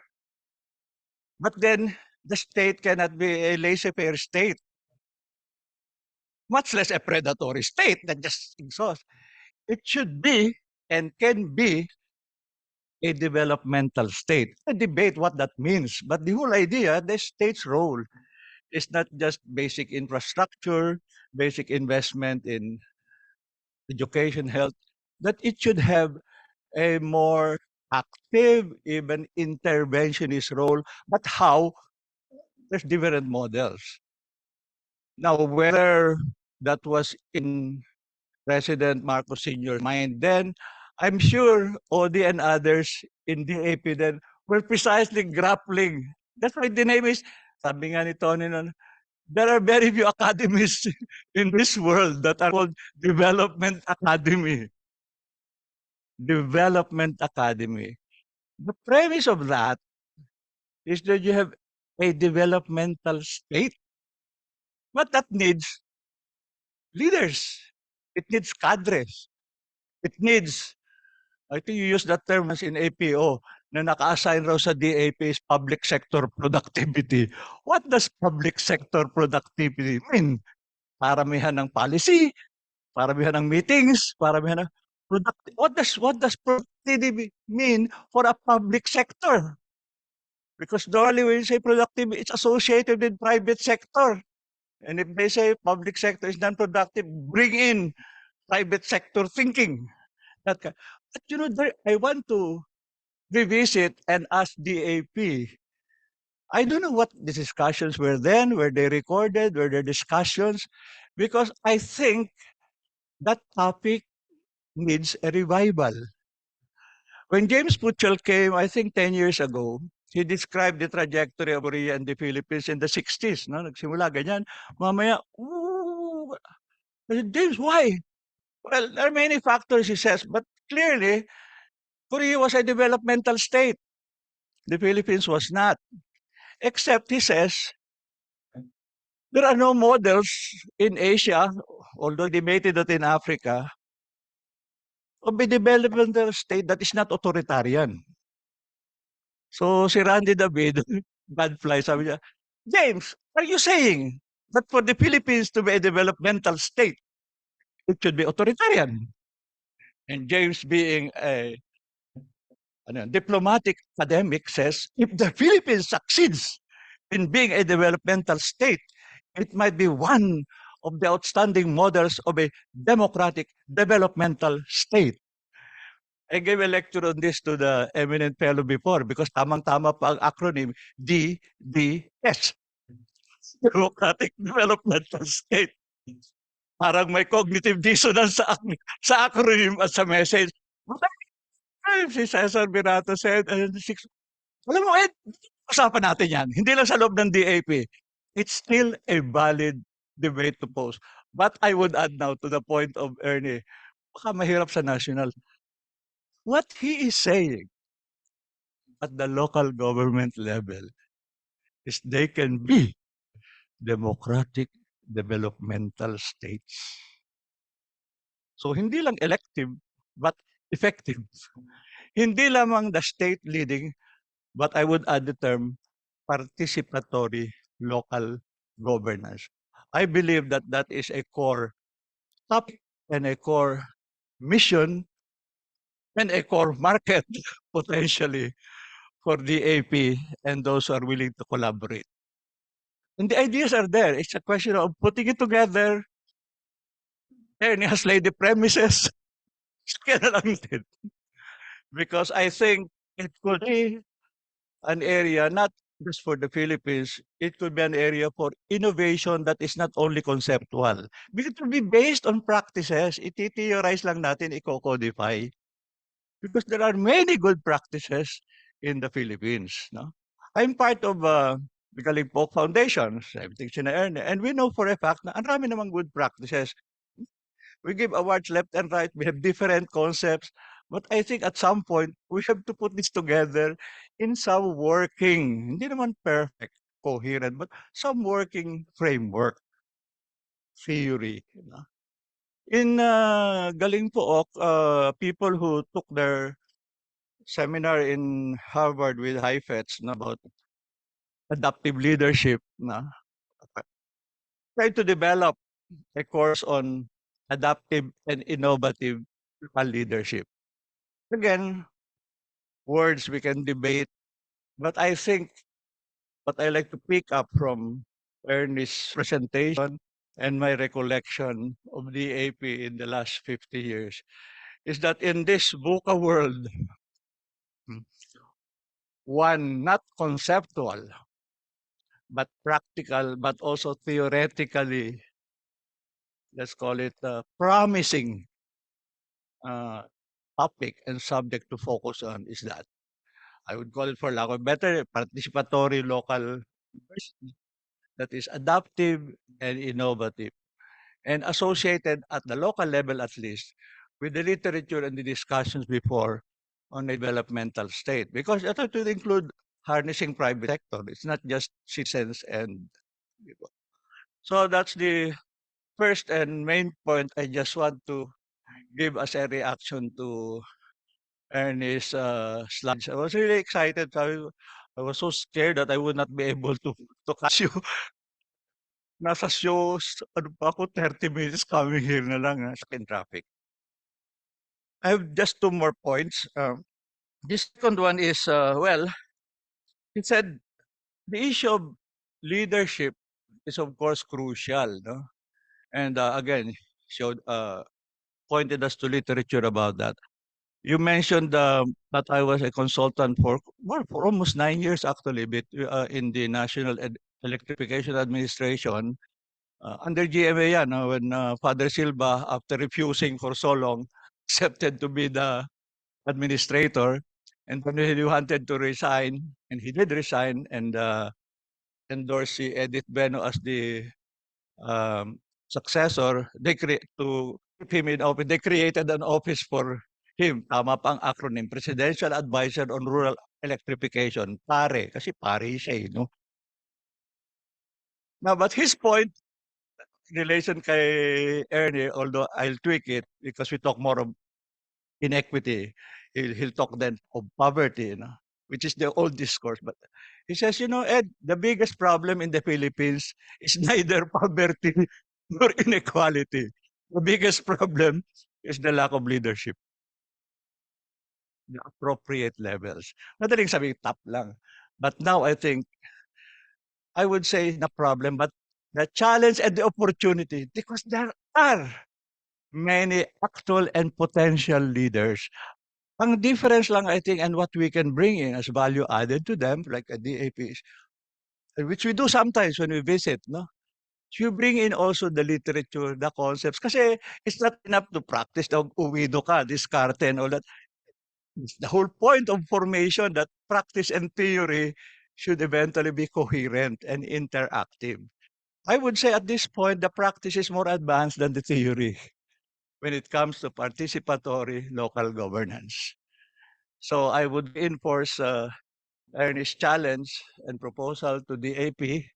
After all, that's the role of eminent fellows, ano? Sabi, uy, gawin ninyo ito. Sama kayo. Mag-report na lang po, eminent fellow na kami. No?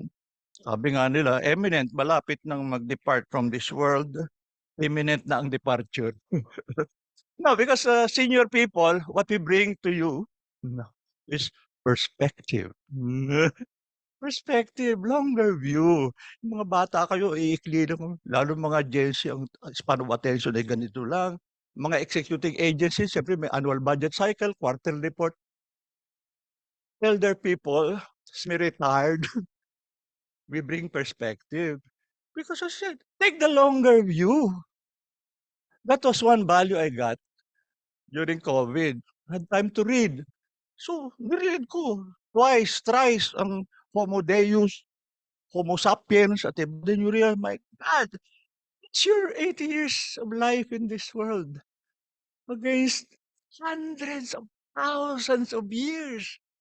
It gives you a certain sense either of humility, but also a challenge in that moment assigned to you.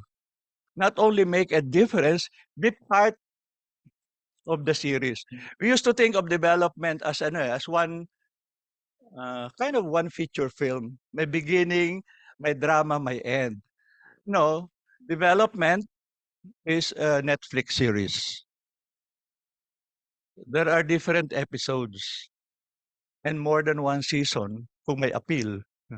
No, but the metaphor is important because every episode should have its own drama, but it should be part of another storyline.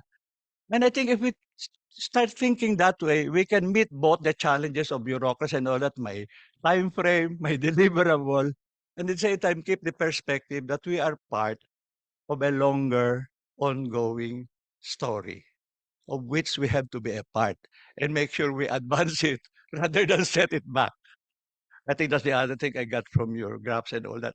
That you have to take a longer view talaga. Even though, with that sense of perspective, meron ka pa rin i-assign na that's part of my own non-political, non-emotional judgment looking back. Because when PRRM pointed me, it was 2021. So I look back, rural development, what have we to show for it? So I started saying, can I look back? So, sige, 46 when we were formally independent. So naisip lang ko, 46. If you look at it, if that's the perspective, wala pa tayong 80 years. We will be 80 years a republic with under Bongbong Jr. only in 2026. Eh ako, 80 years old, mas matanda pala ako sa Philippine Republic. Now, why do I say that? Because then, from 1946 to 1986, it's half, 40 years. From 1965 to 1985, it's half of 40. That's 20. Well, for good or for worse, naka 20 years kang presidente, siyempre, as the Bible says, to whom more has been given, more will be required. I would put the perspective of judgment, whether it's positive, achievement, or negative, in that perspective. Kaya naman, post-EDSA, lahat 6 years lang. Except Gloria who got 3 of ERAP. So she has 9. So if we have to put accountabilities on the basis lang of quantity, not resources available, state of bureaucracy or what, the presidency of Ferdinand Marcos Sr. from democratic election in 65, re-election in 71, martial law, 20 years, mabigat yun. And then yung Gloria of 2001 to 2010, 9 years. Oh. So the rest will say, 6 lang naman kami. Or before that, 4 lang kami. I think that's what getting older gives you. I have equanimity. I don't have a particular anger or admiration for any one of them. I just observe. Ayun ang papel nila sa buhay natin. Now, again, before 91 and beginning 92, walang local governance code. So if you look at naman local governance code, and isip, batang-bata pa, 92 to now, how many years pa lang yan? So again, I like to reinforce that. And my last point, as was mentioned, I'm part of EDCOM 2. They initially invited me as a president of the Education for Life Foundation because I was associated with that doing lifelong learning. But I said, will you please change your invitation and invite me as the president of Philippine Rural Reconstruction Movement? And I said, why? Not only is that accurate, I like to have a specific advocacy in education. And it turned out to be true. I sat in the plenary, I sat in the discussions. The premise of development and education in relation to development in EDCOM right now is urban industrial development. Rural development is residual. Yung natira. Luckily, in 2021, so it doesn't become like a marginal maverick idea, the UN Division on Economic and Social Affairs, UNDESA, issued the Global Social Report, and the title is Reconsidering Rural Development to Achieve the Sustainable Development Goals. And the highlight of that is this, that it's not rural, it's not just because there's a lot of poverty there. It's not just to reduce inequality. Rural is the other, you remember the old baid thing? You have two engines, no? The urban, industrial, digital, knowledge, it's there. What about the rural? But not just rural, natural capital is still there, renewable, but more important, with the new technologies, so it's not rural linear.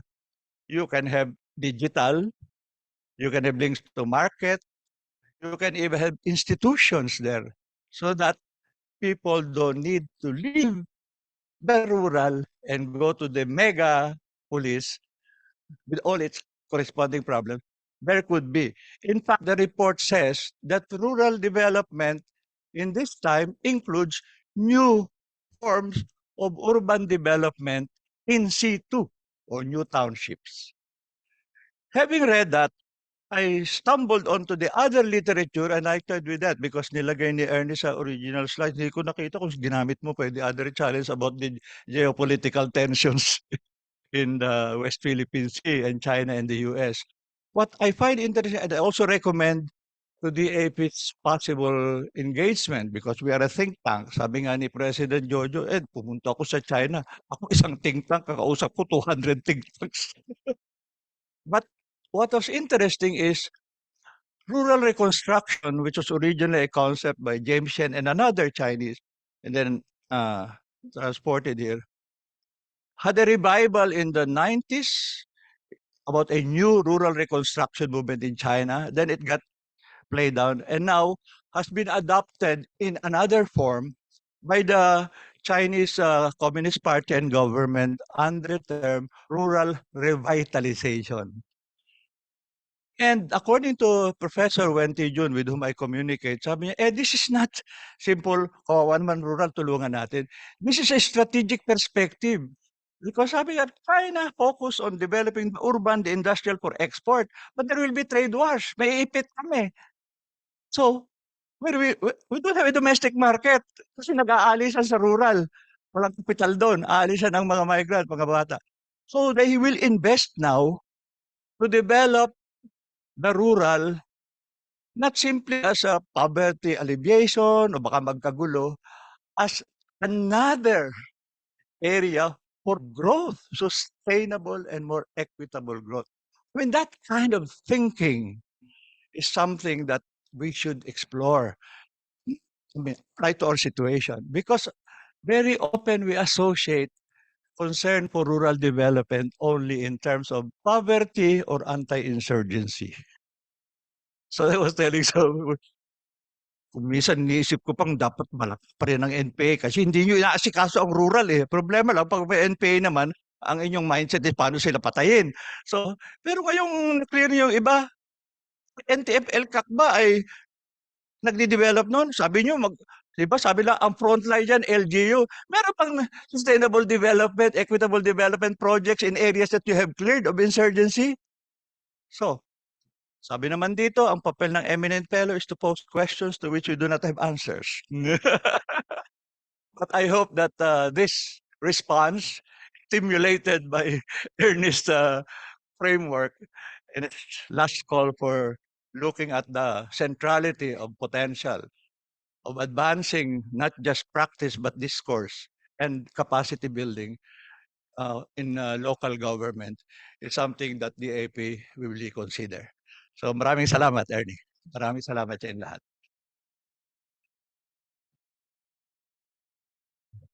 Thank you so much, eminent fellow Edicio de la Torre, for your insightful reaction regarding eminent fellow Ernesto Garilao's presentation. Now, we shall now listen to the reaction of our second panel reactor. Before that, may we call on Director Maria Rosario Ablan to introduce our second panel reactor.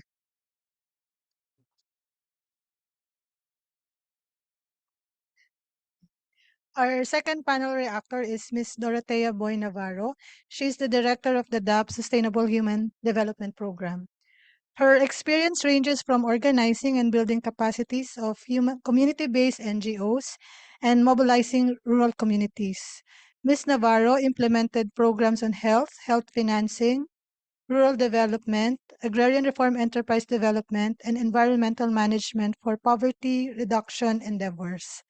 She graduated with a Bachelor of Science in Community Nutrition from the University of the Philippines and earned her Master's in Environment and Natural Resource Management, major in Upland Resource, also from UP. In addition, she received a certificate from the Asian Institute of Management for the Program for Development Management. Ms. Navarro is also tapped as a consultant in conducting various research studies. She assists organizations in conducting strategic foresight planning, program conceptualization, designing and managing training, and impact evaluation studies. Ms. Navarro is a training associate of the International Institute of Rural Reconstruction, where she managed programs along with the United Nations Development Programs, USAID, Christian Aid, and the Paseo de Saralio, an international NGO that coordinates actions to help people affected by disaster. So, ladies and gentlemen, Ms. Dorotea Boy Navarro. Good afternoon, everyone. It's a pleasure to be part of this event. And before I begin, siguro konting pakilala lang, Sir Ernie and Sir Ed. At certain points in our career, nagkatagpuan po tayo. So si Sir Ed, Sir Ernie, actually you were instrumental for my being able to get or to study, to get a certificate in the development management from AIM during your time when you were the agrarian reform secretary. So I was then with the NGO Likas in Sorsogon. So we were implementing agrarian reform program. So thank you for that. So that was 30 years ago. Si Sir Ed naman, I had a chance to work also with you. If you remember, I was consulting then for Veritas, College of Irusin in Sorsogon also. So I think you were one of the RPs there, and I think you're also a good friend of my colleague and friend also, Dr. Eddie Dorotan and Oyen Dorotan. So good afternoon po sa inyo. And siguro before I'll share my proposal then, siguro ilang thoughts lang. Actually, I agree with Sir Ernest's presentation. Yung health, education, are really very important frontline services that the LGUs need to really be capacitated, talagang ma-mainstream siya. So I agree, fully agree nung mga sinabi mo, tools, indicators, to really work on that. At maraming environmental or parang mga triggers or drivers that can really push this one. Maybe yung reaction ko, this one, sige, I'll siguro, ang siguro one of my reactions will really be, I was happy actually when you started presenting ano ba yung mga influence or factors that are ito yung mga VUCA factors or drivers natin, no? So masaya ako kasi unang-una mo talagang sinami ay environment, no? And you noted yung climate change, and that's really our problem now. Sabi nga nila, it's one of the greatest problem that we have, no? It started as a pollution problem, but eventually becomes an issue, a major issue of land use, water use, as well as yung mga subsequent, yung interconnected impacts na related to that. At sa totoo lang, talagang grabe, no? It's really a very sad situation kasi nga in terms of disasters, no, based dun sa data ng EMDAT, Emergency Events Data. This is an emergency events database. From 1900s to 2019, kung titingnan mo, yung dami ng disaster, no, disaster events coming from natural hazards is compare mo dun sa latest from 1991 to 2019, double yung itong hanggang 2019, no, compared mo do sa earlier. At ang marami dito ay really storm, no, and based din sa Pag-asa data, no, tsaka sa OCHA, even in 2022, grabe, ilan yun? 18 tropical type cyclones yung narating natin and everything, no, and several years, there are a number of really very destructive typhoons, no, in the Philippines, and one of that will really be Yolanda, no, or Haiyan, no. Destructive and therefore very costly in terms of lives and properties, no. So napakadami nila. And yun yung major concern natin. Yung health, yung education, everything, no? These are really affected by all these disasters. Parang it's because ang unang babagsakan, ang unang maaapektuhan are the environment. And everything that really depends on the environment will really be affected by these disasters, no? So health, no, education, talagang affected. And even yung COVID, it's actually not only an issue, di ba? Alam naman natin, it's not only an issue of infectious disease na nagkahawa-hawa, but it's really, ang origin niya is environmental in nature, no? Yung wildlife na nabuksan, and therefore these are the novel viruses, tsaka yung iba pang lumalabas na mga bago emerging diseases ngayon, it's really environmental in nature. And yun yung malungkot, no. So it's climate change, and it's really being exacerbated by yung poverty, no. Talagang nakaka-delimitate talaga na poverty. Hindi ka makagalaw, no. Exacerbating itong na to. Sabi nga nila, multi-dimensional poverty and talagang ill health, no. And ang ang nakakatakot dito is yung long-term risk outlook, no, is telling us that 5 out of the 10 top long-term risks are all environmental in nature, no. So nakakatakot talaga yung future natin. So yun yung kumbaga sa VUCA world natin, it's one of those strategic foresights na dapat tingnan natin, no? Kasi it will really be a big matter, no, in how we will organize work, no, whether it's DAP or others, no. So talagang But then the point is, dahil ang daming challenges dito, maraming businesses and economies yung ginagawa natin, whose activities are really impacting also on the business, impacting also in the environment, diba? Like for instance, yung food natin, 80% of the world's food, these are produced by family farm. But then 17% of the world's GHG emission, yung global, yung greenhouse gases, 17% of these are really traced back from agriculture, no? So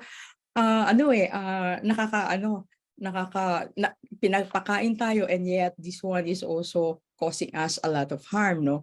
But then at the end, kailangan nating ma-measure, kailangan nating ma-assess, ma-measure, and at the end, ma-transform yung situation. And we need to hold organizations, companies, and government to account for their impact, no? So kahit DAP or others, no, may mga impact talaga tayo. So what I'm saying here is, while we need to itong ginagawa natin, whether it's health, education, agriculture, it's in the context of a climate and environmental crisis, no? So hindi, ang sabi nga, the new normal is actually no longer a normal, abnormal world na talaga, no? Kasi hindi natin alam, kahit prepared tayo, but we don't know exactly what will happen. Storms are more severe and more intense, no? But then there's also a growing recognition, no, that we are really reaching yung planetary limits natin. So it's the concept ng planetary limits natin, no? So it's limiting already the safe living space for humans. So talagang affected, no? So whether it's human economy, no, what yung social natin, no, the environment. And it's pointing also to the reason for the importance of using resources wisely and justly. So sabi nga namin, how do you do this, no? Kung maraming hindi alam, no, kahit yung basic about the environment, lalong-lalo na for LGUs. So there's a clamor to get back to basics, no, and really understand yung concept ng environment. So andyan yung di ba?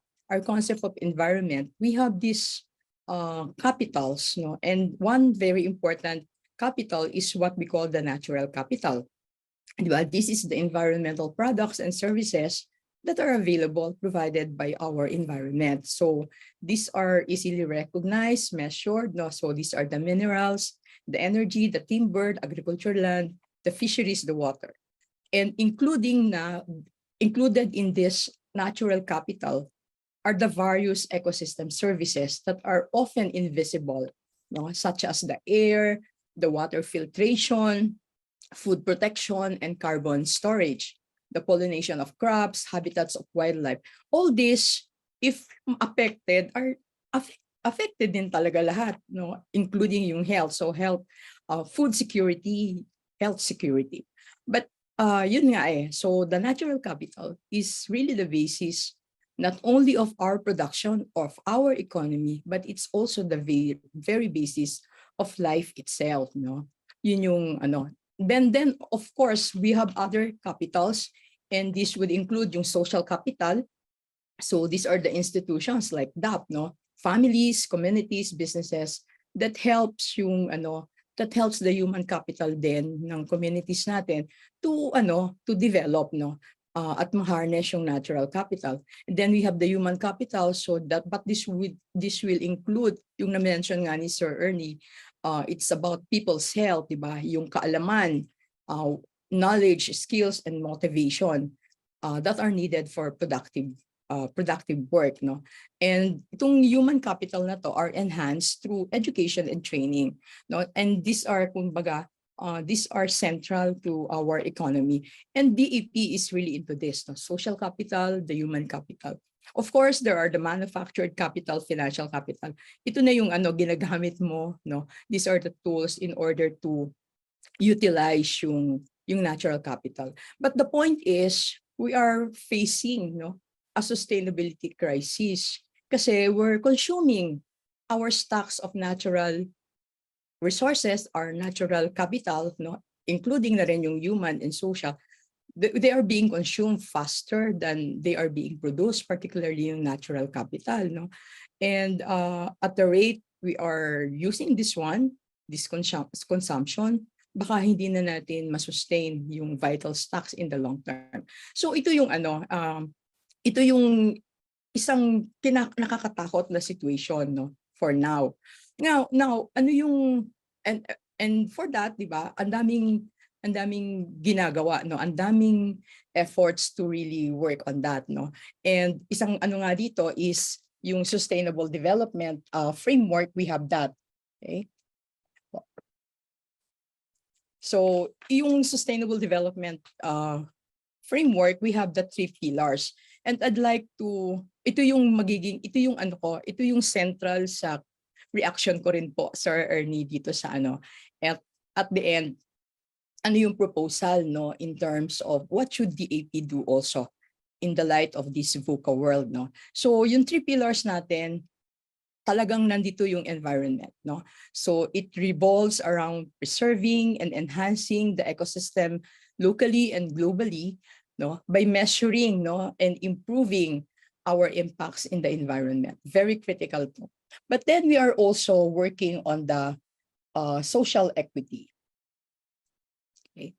So the social equity, so it's the development should improve the health, the welfare, the community, and the others, no? So it's really about education, health, lifelong learning, and then of course economy, no? Economy is development should ensure that development is profitable due to sound business and governance practices, no?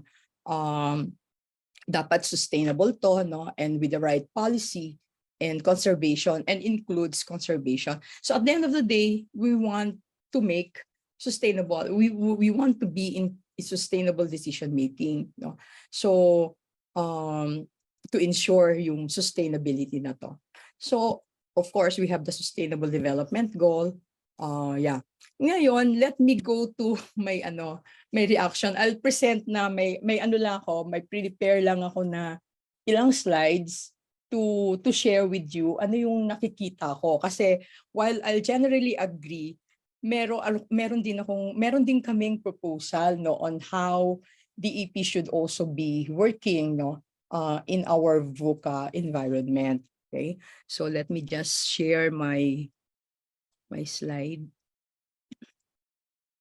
Yan lang naman to. Ay, naka-disable. Can you allow me to share?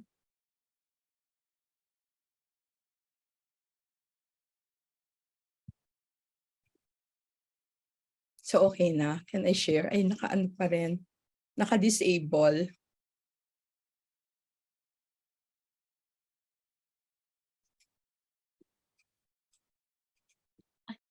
Ayan. Hi, Sige. ma'am. Yes, you can share now.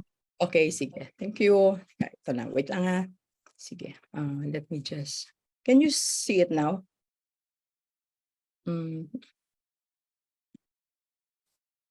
Kita na po ba? Hello? Is my slide kita Yes, na po? ma'am. It's Okay. already visible po. Okay, thank you. Sige. So ito yung namin, additional doon sa ni Sir Ernie, no. While we agree about the metrics and everything, ito yung isang nakikita rin namin for DAP. In order to mahahagip din yung proposal ni Sir Ernie, no. But ang tingin kasi namin, we need something to complete, no, yung work ng DAP, no. Kasi we are involved, our business is development, no, and taking off from the definition of sustainable development, these are the things that we really would like. So ang isang nakikita namin is really the integration of the sustainable development environmental pillar in the works of DAP.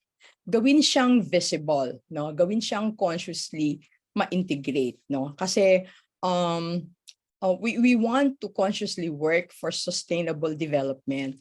And pag hindi natin sinama yung conscious effort, hindi natin consciously sinasama yung environmental pillar, parang may kulang, no? So yun yung isang namin. So at the end, we would like DAP to be able to bridge science, technology, and local wisdom to reinforce better governance and community empowerment towards safer and sustainable communities. So it encompasses yung health din. Okay, so yun yung isang ano namin, isang point, no.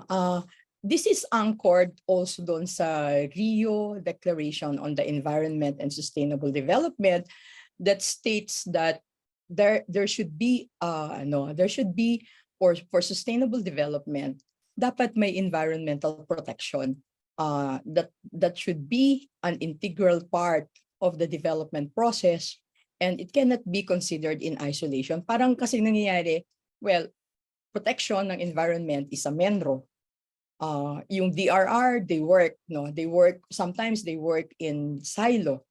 They address DRR by addressing ng yung disaster, no? But the environmental context of the hazard, bakit sila ganon na nadistroso, is hindi minsan inaatake. And therefore, sometimes yung mga requirements lang nila for DRR ay mga rubber boats, no, puro pang rescue.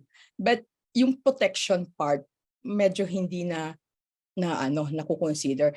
At paulit yung nangyayaring disaster sa kanila. And hindi tinitingnan talaga ano yung reason behind that. And probably may anchor doon yung environment. So let me just review a bit. Ito kasi yung tingin din namin, no. So this one is sa DAP, no, more or less it's a summary of how we works, no. Of course, this will not be hindi ito masyadong hindi ito yung buong buo, but at least ito yung general, no. So we would like to work beyond productivity. So if we'll note, diba, we have program areas. So it's related to public sector, so service quality, innovation, no, and something. Okay. So yon. So we are working in an internal environment sa DAP yan. But then we have clients, no, local government, central government, and we are working in an external environment. And of course, we are all part of a bigger natural environment. So ito yung namin. So it's public sector productivity, working also on sustainability, but the question is on environmental sustainability. So how do we do that? Okay, so that's yan yung picture ngayon, no. So what we would like is to really have a sustainable management framework na talagang very clearly naka-explicit ang environment, no. So I won't go into each one, but suffice it to say that lahat ito may interaction, and ang nag-intersect sa lahat nito is sustainability through the use of governments. So government intervention, private sector policies and guidelines. So yon. And we contribute to the sectoral as well as subsectoral outcomes. Okay? So ito po yung proposal namin, no. Parang we would like to consider for DAP to consciously and really institutionalize this. So this one is conscious effort to leverage the DAP's capacity and experience on sustainable development to align with the PDP and concerned agencies' roles in the PDP. But what we are talking about here, kasi medyo aligned naman like governance, no, public sector, role, no. But we really would like to align yung environmental part, no, ng ginagawa rin ano yung environmental contribution ng DAP. The second one is build strong leadership and capacity in, this one again is environmental governance, innovation, human capital, and environmental management and sustainability. And these are all towards environmental stewardship. No, so yon. So that's the second one. The third one is promote and instill behavioral change in development activities and businesses that has critical environmental, social, and economic impacts. So yung mga areas na will be greener cities, circular and climate positive economy, transiting towards clean energy, then healthcare, sustainability, resilience. So medyo thematic to, no, na which can be incorporated or integrated sa work ng DAP. Okay, so these are the potential outcomes of DAP's environmental work, no? Kung ito yung papasukin natin, I mean, i-integrate talaga natin at consciously mapasok sa ating mga programa. So with this, DAP is able to assist LGUs and other agencies to incorporate environmental issues into their LGU, agency, or business management and attain competitive and financial advantage through efficiencies and reduce costs. No? So it can enhance their environmental performance, no, through policies, so quality, environmental, occupational safety, and health. And these agencies or LGUs will be able to fulfill their compliance obligations. So it can include current and future statutory and regulatory requirements, and then also achieve environmental objectives and contribute to the environmental pillar of sustainability. So I noted here some of this. So reduction in energy costs, greenhouse gases emission, and other environmental impacts. Okay. And finally is to increase leadership involvement and as well as in engagement of employees in environment and climate actions. Kasi marami ring advocates, no? And we would really like to provide them an opportunity to be able to operationalize this advocacy. Now, some additional notes lang. In relation to this, ito yung mga nakikita namin, no? So DEP may consider coming up with an integrated quality and environmental policy for itself and include elements of an environmental management as an integral part of its QMS and other management systems to be put in place in the academy. So that's one. No? So talagang gusto naming ma-mainstream to. Secondly, DAP in general is in agreement that we ingrain in DAP system environmental awareness and practices. So we need policy guidance to institutionalize an environmental mindset. Kasi if we have this is the same mindset that we will be passing on to our clients, particularly local government units. No? Kasi dapat integrated siya sa programs, sa policies, no, as well as sa mga binibigay nating offering.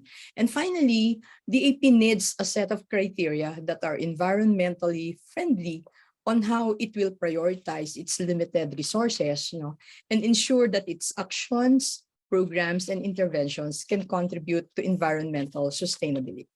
So yun po yung mga naano ko. So this is a challenge, no, kasi while we implement while we can implement environmental programs naman, but then it's not hindi siya yung talagang naka-mainstream in all of the programs, and even in the parang hindi siya ganon ka-explicit na ginagawa even in our services, no, hindi siya ganon ka-explicit.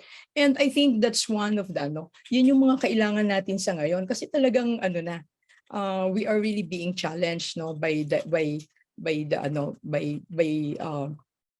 climate change, no, and the environment.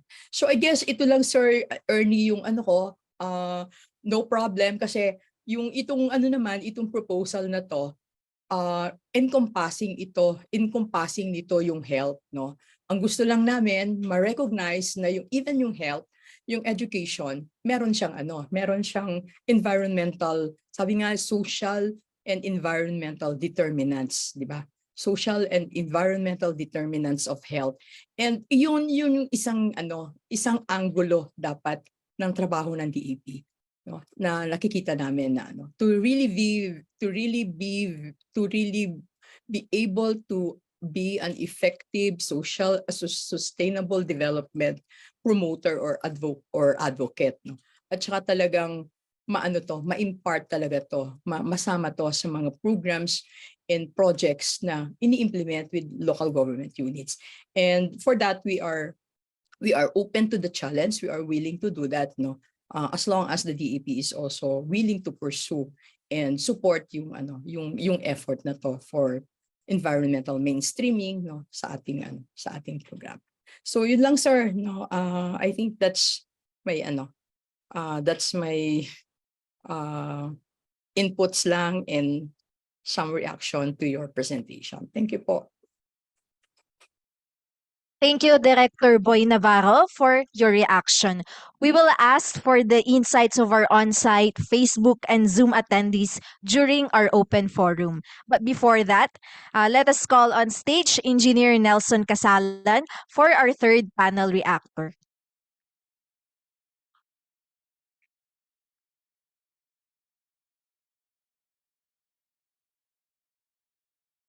Good afternoon. Our last panelist is a civil service eligible with 35 years of combined experience in both the public and private sectors. He is a fellow of the DAP and concurrently manages the industry regulatory study component of the Modernizing Government Regulations program of the Productivity and Development Center. He holds Bachelor of Arts degree in economics in the University of the Philippines in Diliman and a master in policy analysis from the defunct Graduate School of Policy Science, now the National Graduate Institute for Policy Science, or GRIPS in Tokyo, of Saitama University in Japan, for which he was awarded the Japanese Ministry of Education Scholarship.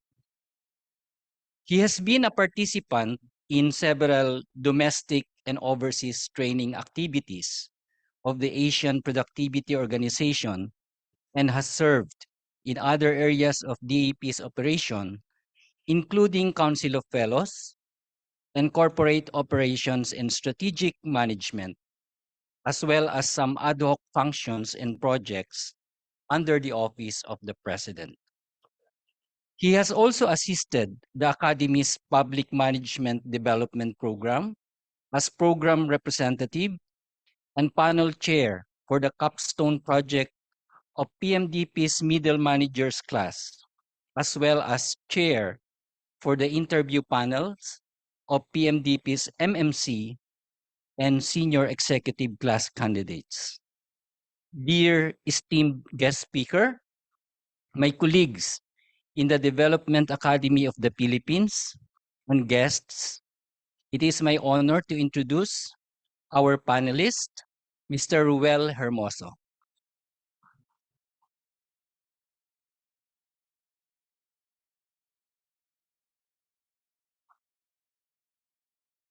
Okay. Thank you, Engineer Nelson, for the introduction. Sir Ernie, thank you for your speech, your delivery this afternoon. The item concerning, well, the general theme concerning VUCA is really very timely, given that it's the situation we face now, and we have been facing even before the pandemic. No, we just, and like you said, no, this was a term that was coined back in the 80s, so it is nothing new, except that it has become more heightened, especially in the last 3 or so years. No, no, like Miss Doty, I will also come from the perspective of someone within DAP, no? And your last slide actually is a call to a challenge, no? It's a challenge to DAP. What will DAP consider given the situation, a VUCA situation or several other VUCA situations? So on the DAP's website page, no, about us, no, all website pages have an about us page. The following item may be seen: that the Development Academy of the Philippines is a government-owned and controlled corporation mandated to, and then the first item I wish to highlight in particular, generate pioneering, value-adding, and synergistic ideas, concepts, principles, techniques, and technologies addressing development problems of local, national, and international significance. Now, as an organization bound to uphold development, and in particular pioneering being the key word here, no, which implies change, and by the nature of its organizational goals, the AP should be expected to thrive in an environment of uncertainty, perpetual states of flux, and constant change. However, the reality is that the Academy is not immune from the same static that characterizes other organizations, whether they be in the public or private sectors. Thus, even with VUCA, the organization and its people will nonetheless follow a pattern of resistance to change, which is natural and expected, no? But we have to walk the talk, no, as DAP, no, or else our reputation as an agent of change will be shot, no. For example, we like to teach about 5S, but you go around our premises here, you go around our premises in Tagaytay, there is much to be desired with regard to 5S. Okay. Now, overcoming barriers to VUCA-informed strategic planning, definitely resistance to change is there. No, bureaucratic inertia is the primary hurdle that needs to be cleared. Because if DAP has to be seen as practicing what it preaches, it has to overcome bureaucratic inertia. For this to happen, the impetus needs to come from the top. So it must be driven by the leadership. Similar to commitment to QMS implementation, quality management system implementation, for those who are unfamiliar with it. Management responsibility is vital and intrinsic for the rest of the organization to follow. And then there's lack of data and information. So balancing short-term and long-term objectives. VUCA-based planning will take away resources needed for standard strategic planning, time, personnel, because it's a totally different creature. The future of strategic planning in VUCA, no, anticipating trends in VUCA dynamics. Sir Garilao mentioned the book of Bob Johansen, Leaders Make the Future. The author used it to reflect the turbulent and unpredictable forces of change that could affect organizations. And he argued that you need new skills, approaches, and behaviors to manage in the face of the 4 VUCA threats. So VUCA itself represents a set of challenges that individuals, teams, managers, and organizations in affected industries all have to face. Individually, these challenges can already be significant, but they can be even more formidable when they are combined. So the complexity of events and their underlying factors will prove to be overwhelming even to the most experienced planner. Regulation, specifically proactive rather than reactive regulation targeted to stabilizing the environment in which businesses operate, should reduce the VUCA-ness, quote unquote, of the environment, but it will not remove the uncertainty entirely.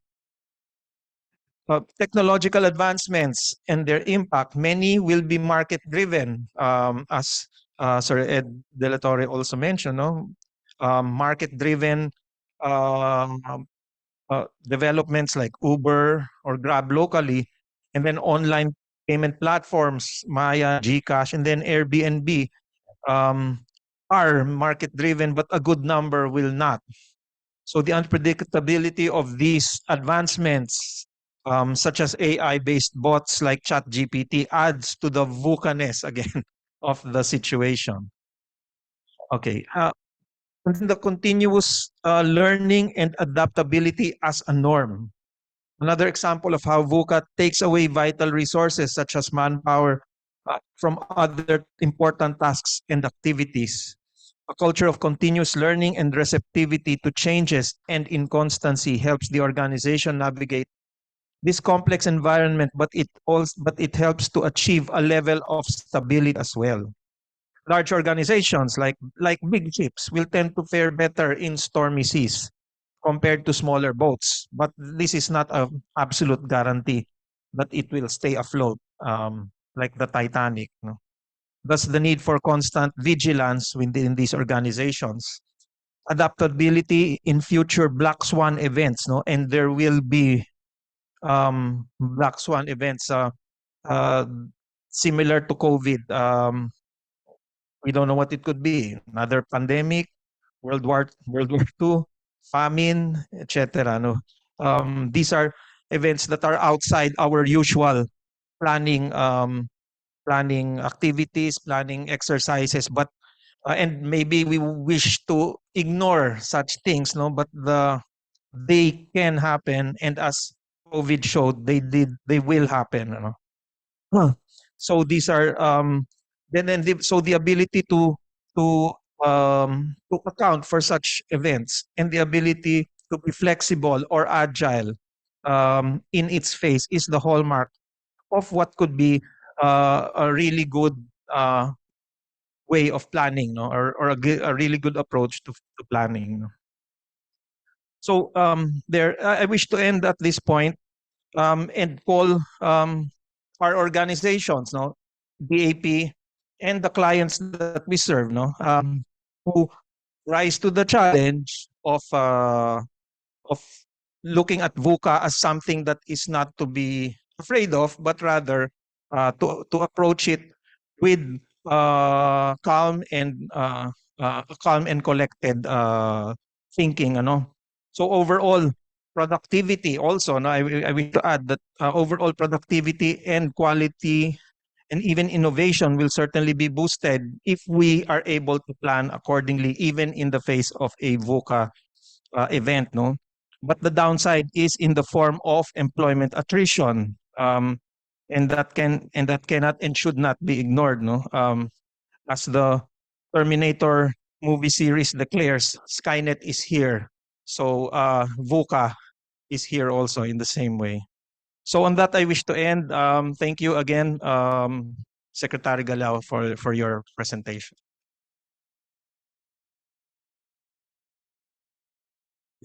Thank you, Mr. Hermoso, for your reaction. In the interest of time, we will no longer continue with the open forum. However, we advise our on-site and online participants to send your questions or insights via the IMC email imc@dap.edu.ph. Rest assured that we will respond to these questions via the said platform. At this juncture, we will now award the plaques and certificates of appreciation to our guest speaker and reactors. First, may we call on stage our Vice President and Senior Executive Fellow, Dr. Alan Cajes, to award the plaques and certificates of appreciation. May we also call Secretary Garilao for the awarding of his plaque of appreciation.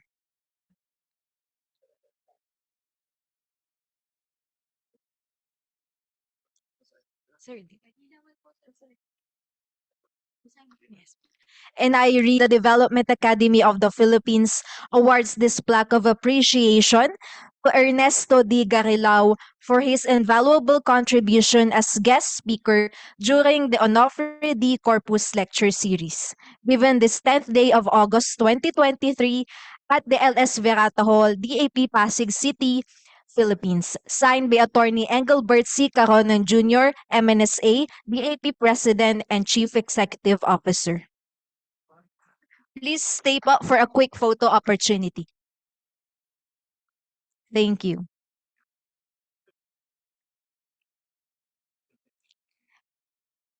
And now may we call on Mr. Roel Hermoso for your plaque of appreciation. And I read the DAP also awards this certificate of appreciation to Roel Hermoso for his invaluable contribution as panel reactor during the ODC Lecture Series. Signed by DAP President and CEO, Attorney Engelbert Caronan Jr.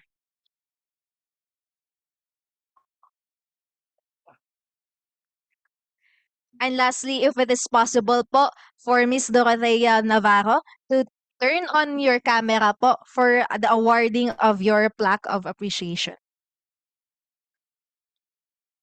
Yes. May we ask po si Ms. Director Ablan to receive the certificate on behalf of Ms. Navarro. Thank you. And I read the Development Academy of the Philippines awards this certificate to Ms. Dorothea Navarro for her contribution as panel reactor during the ODC Lecture Series. Signed by Attorney Engelbert Caronan, DAP President and Chief Executive Officer. Thank you. Thank you. And lastly, let us call on Mr. Edicio de la Torre for his plaque of appreciation.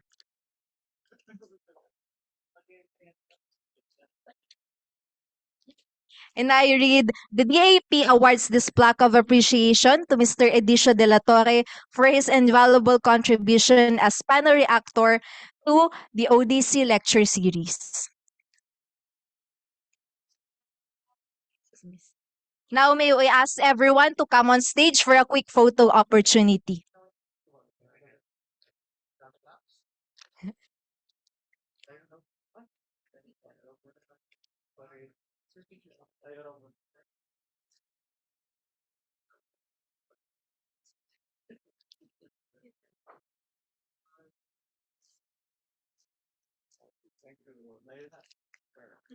May we invite our attendees, our officers, our technical team to please come on stage po for a quick photo opportunity. Our Zoom attendees as well, you may turn on your camera. Thank you, everyone.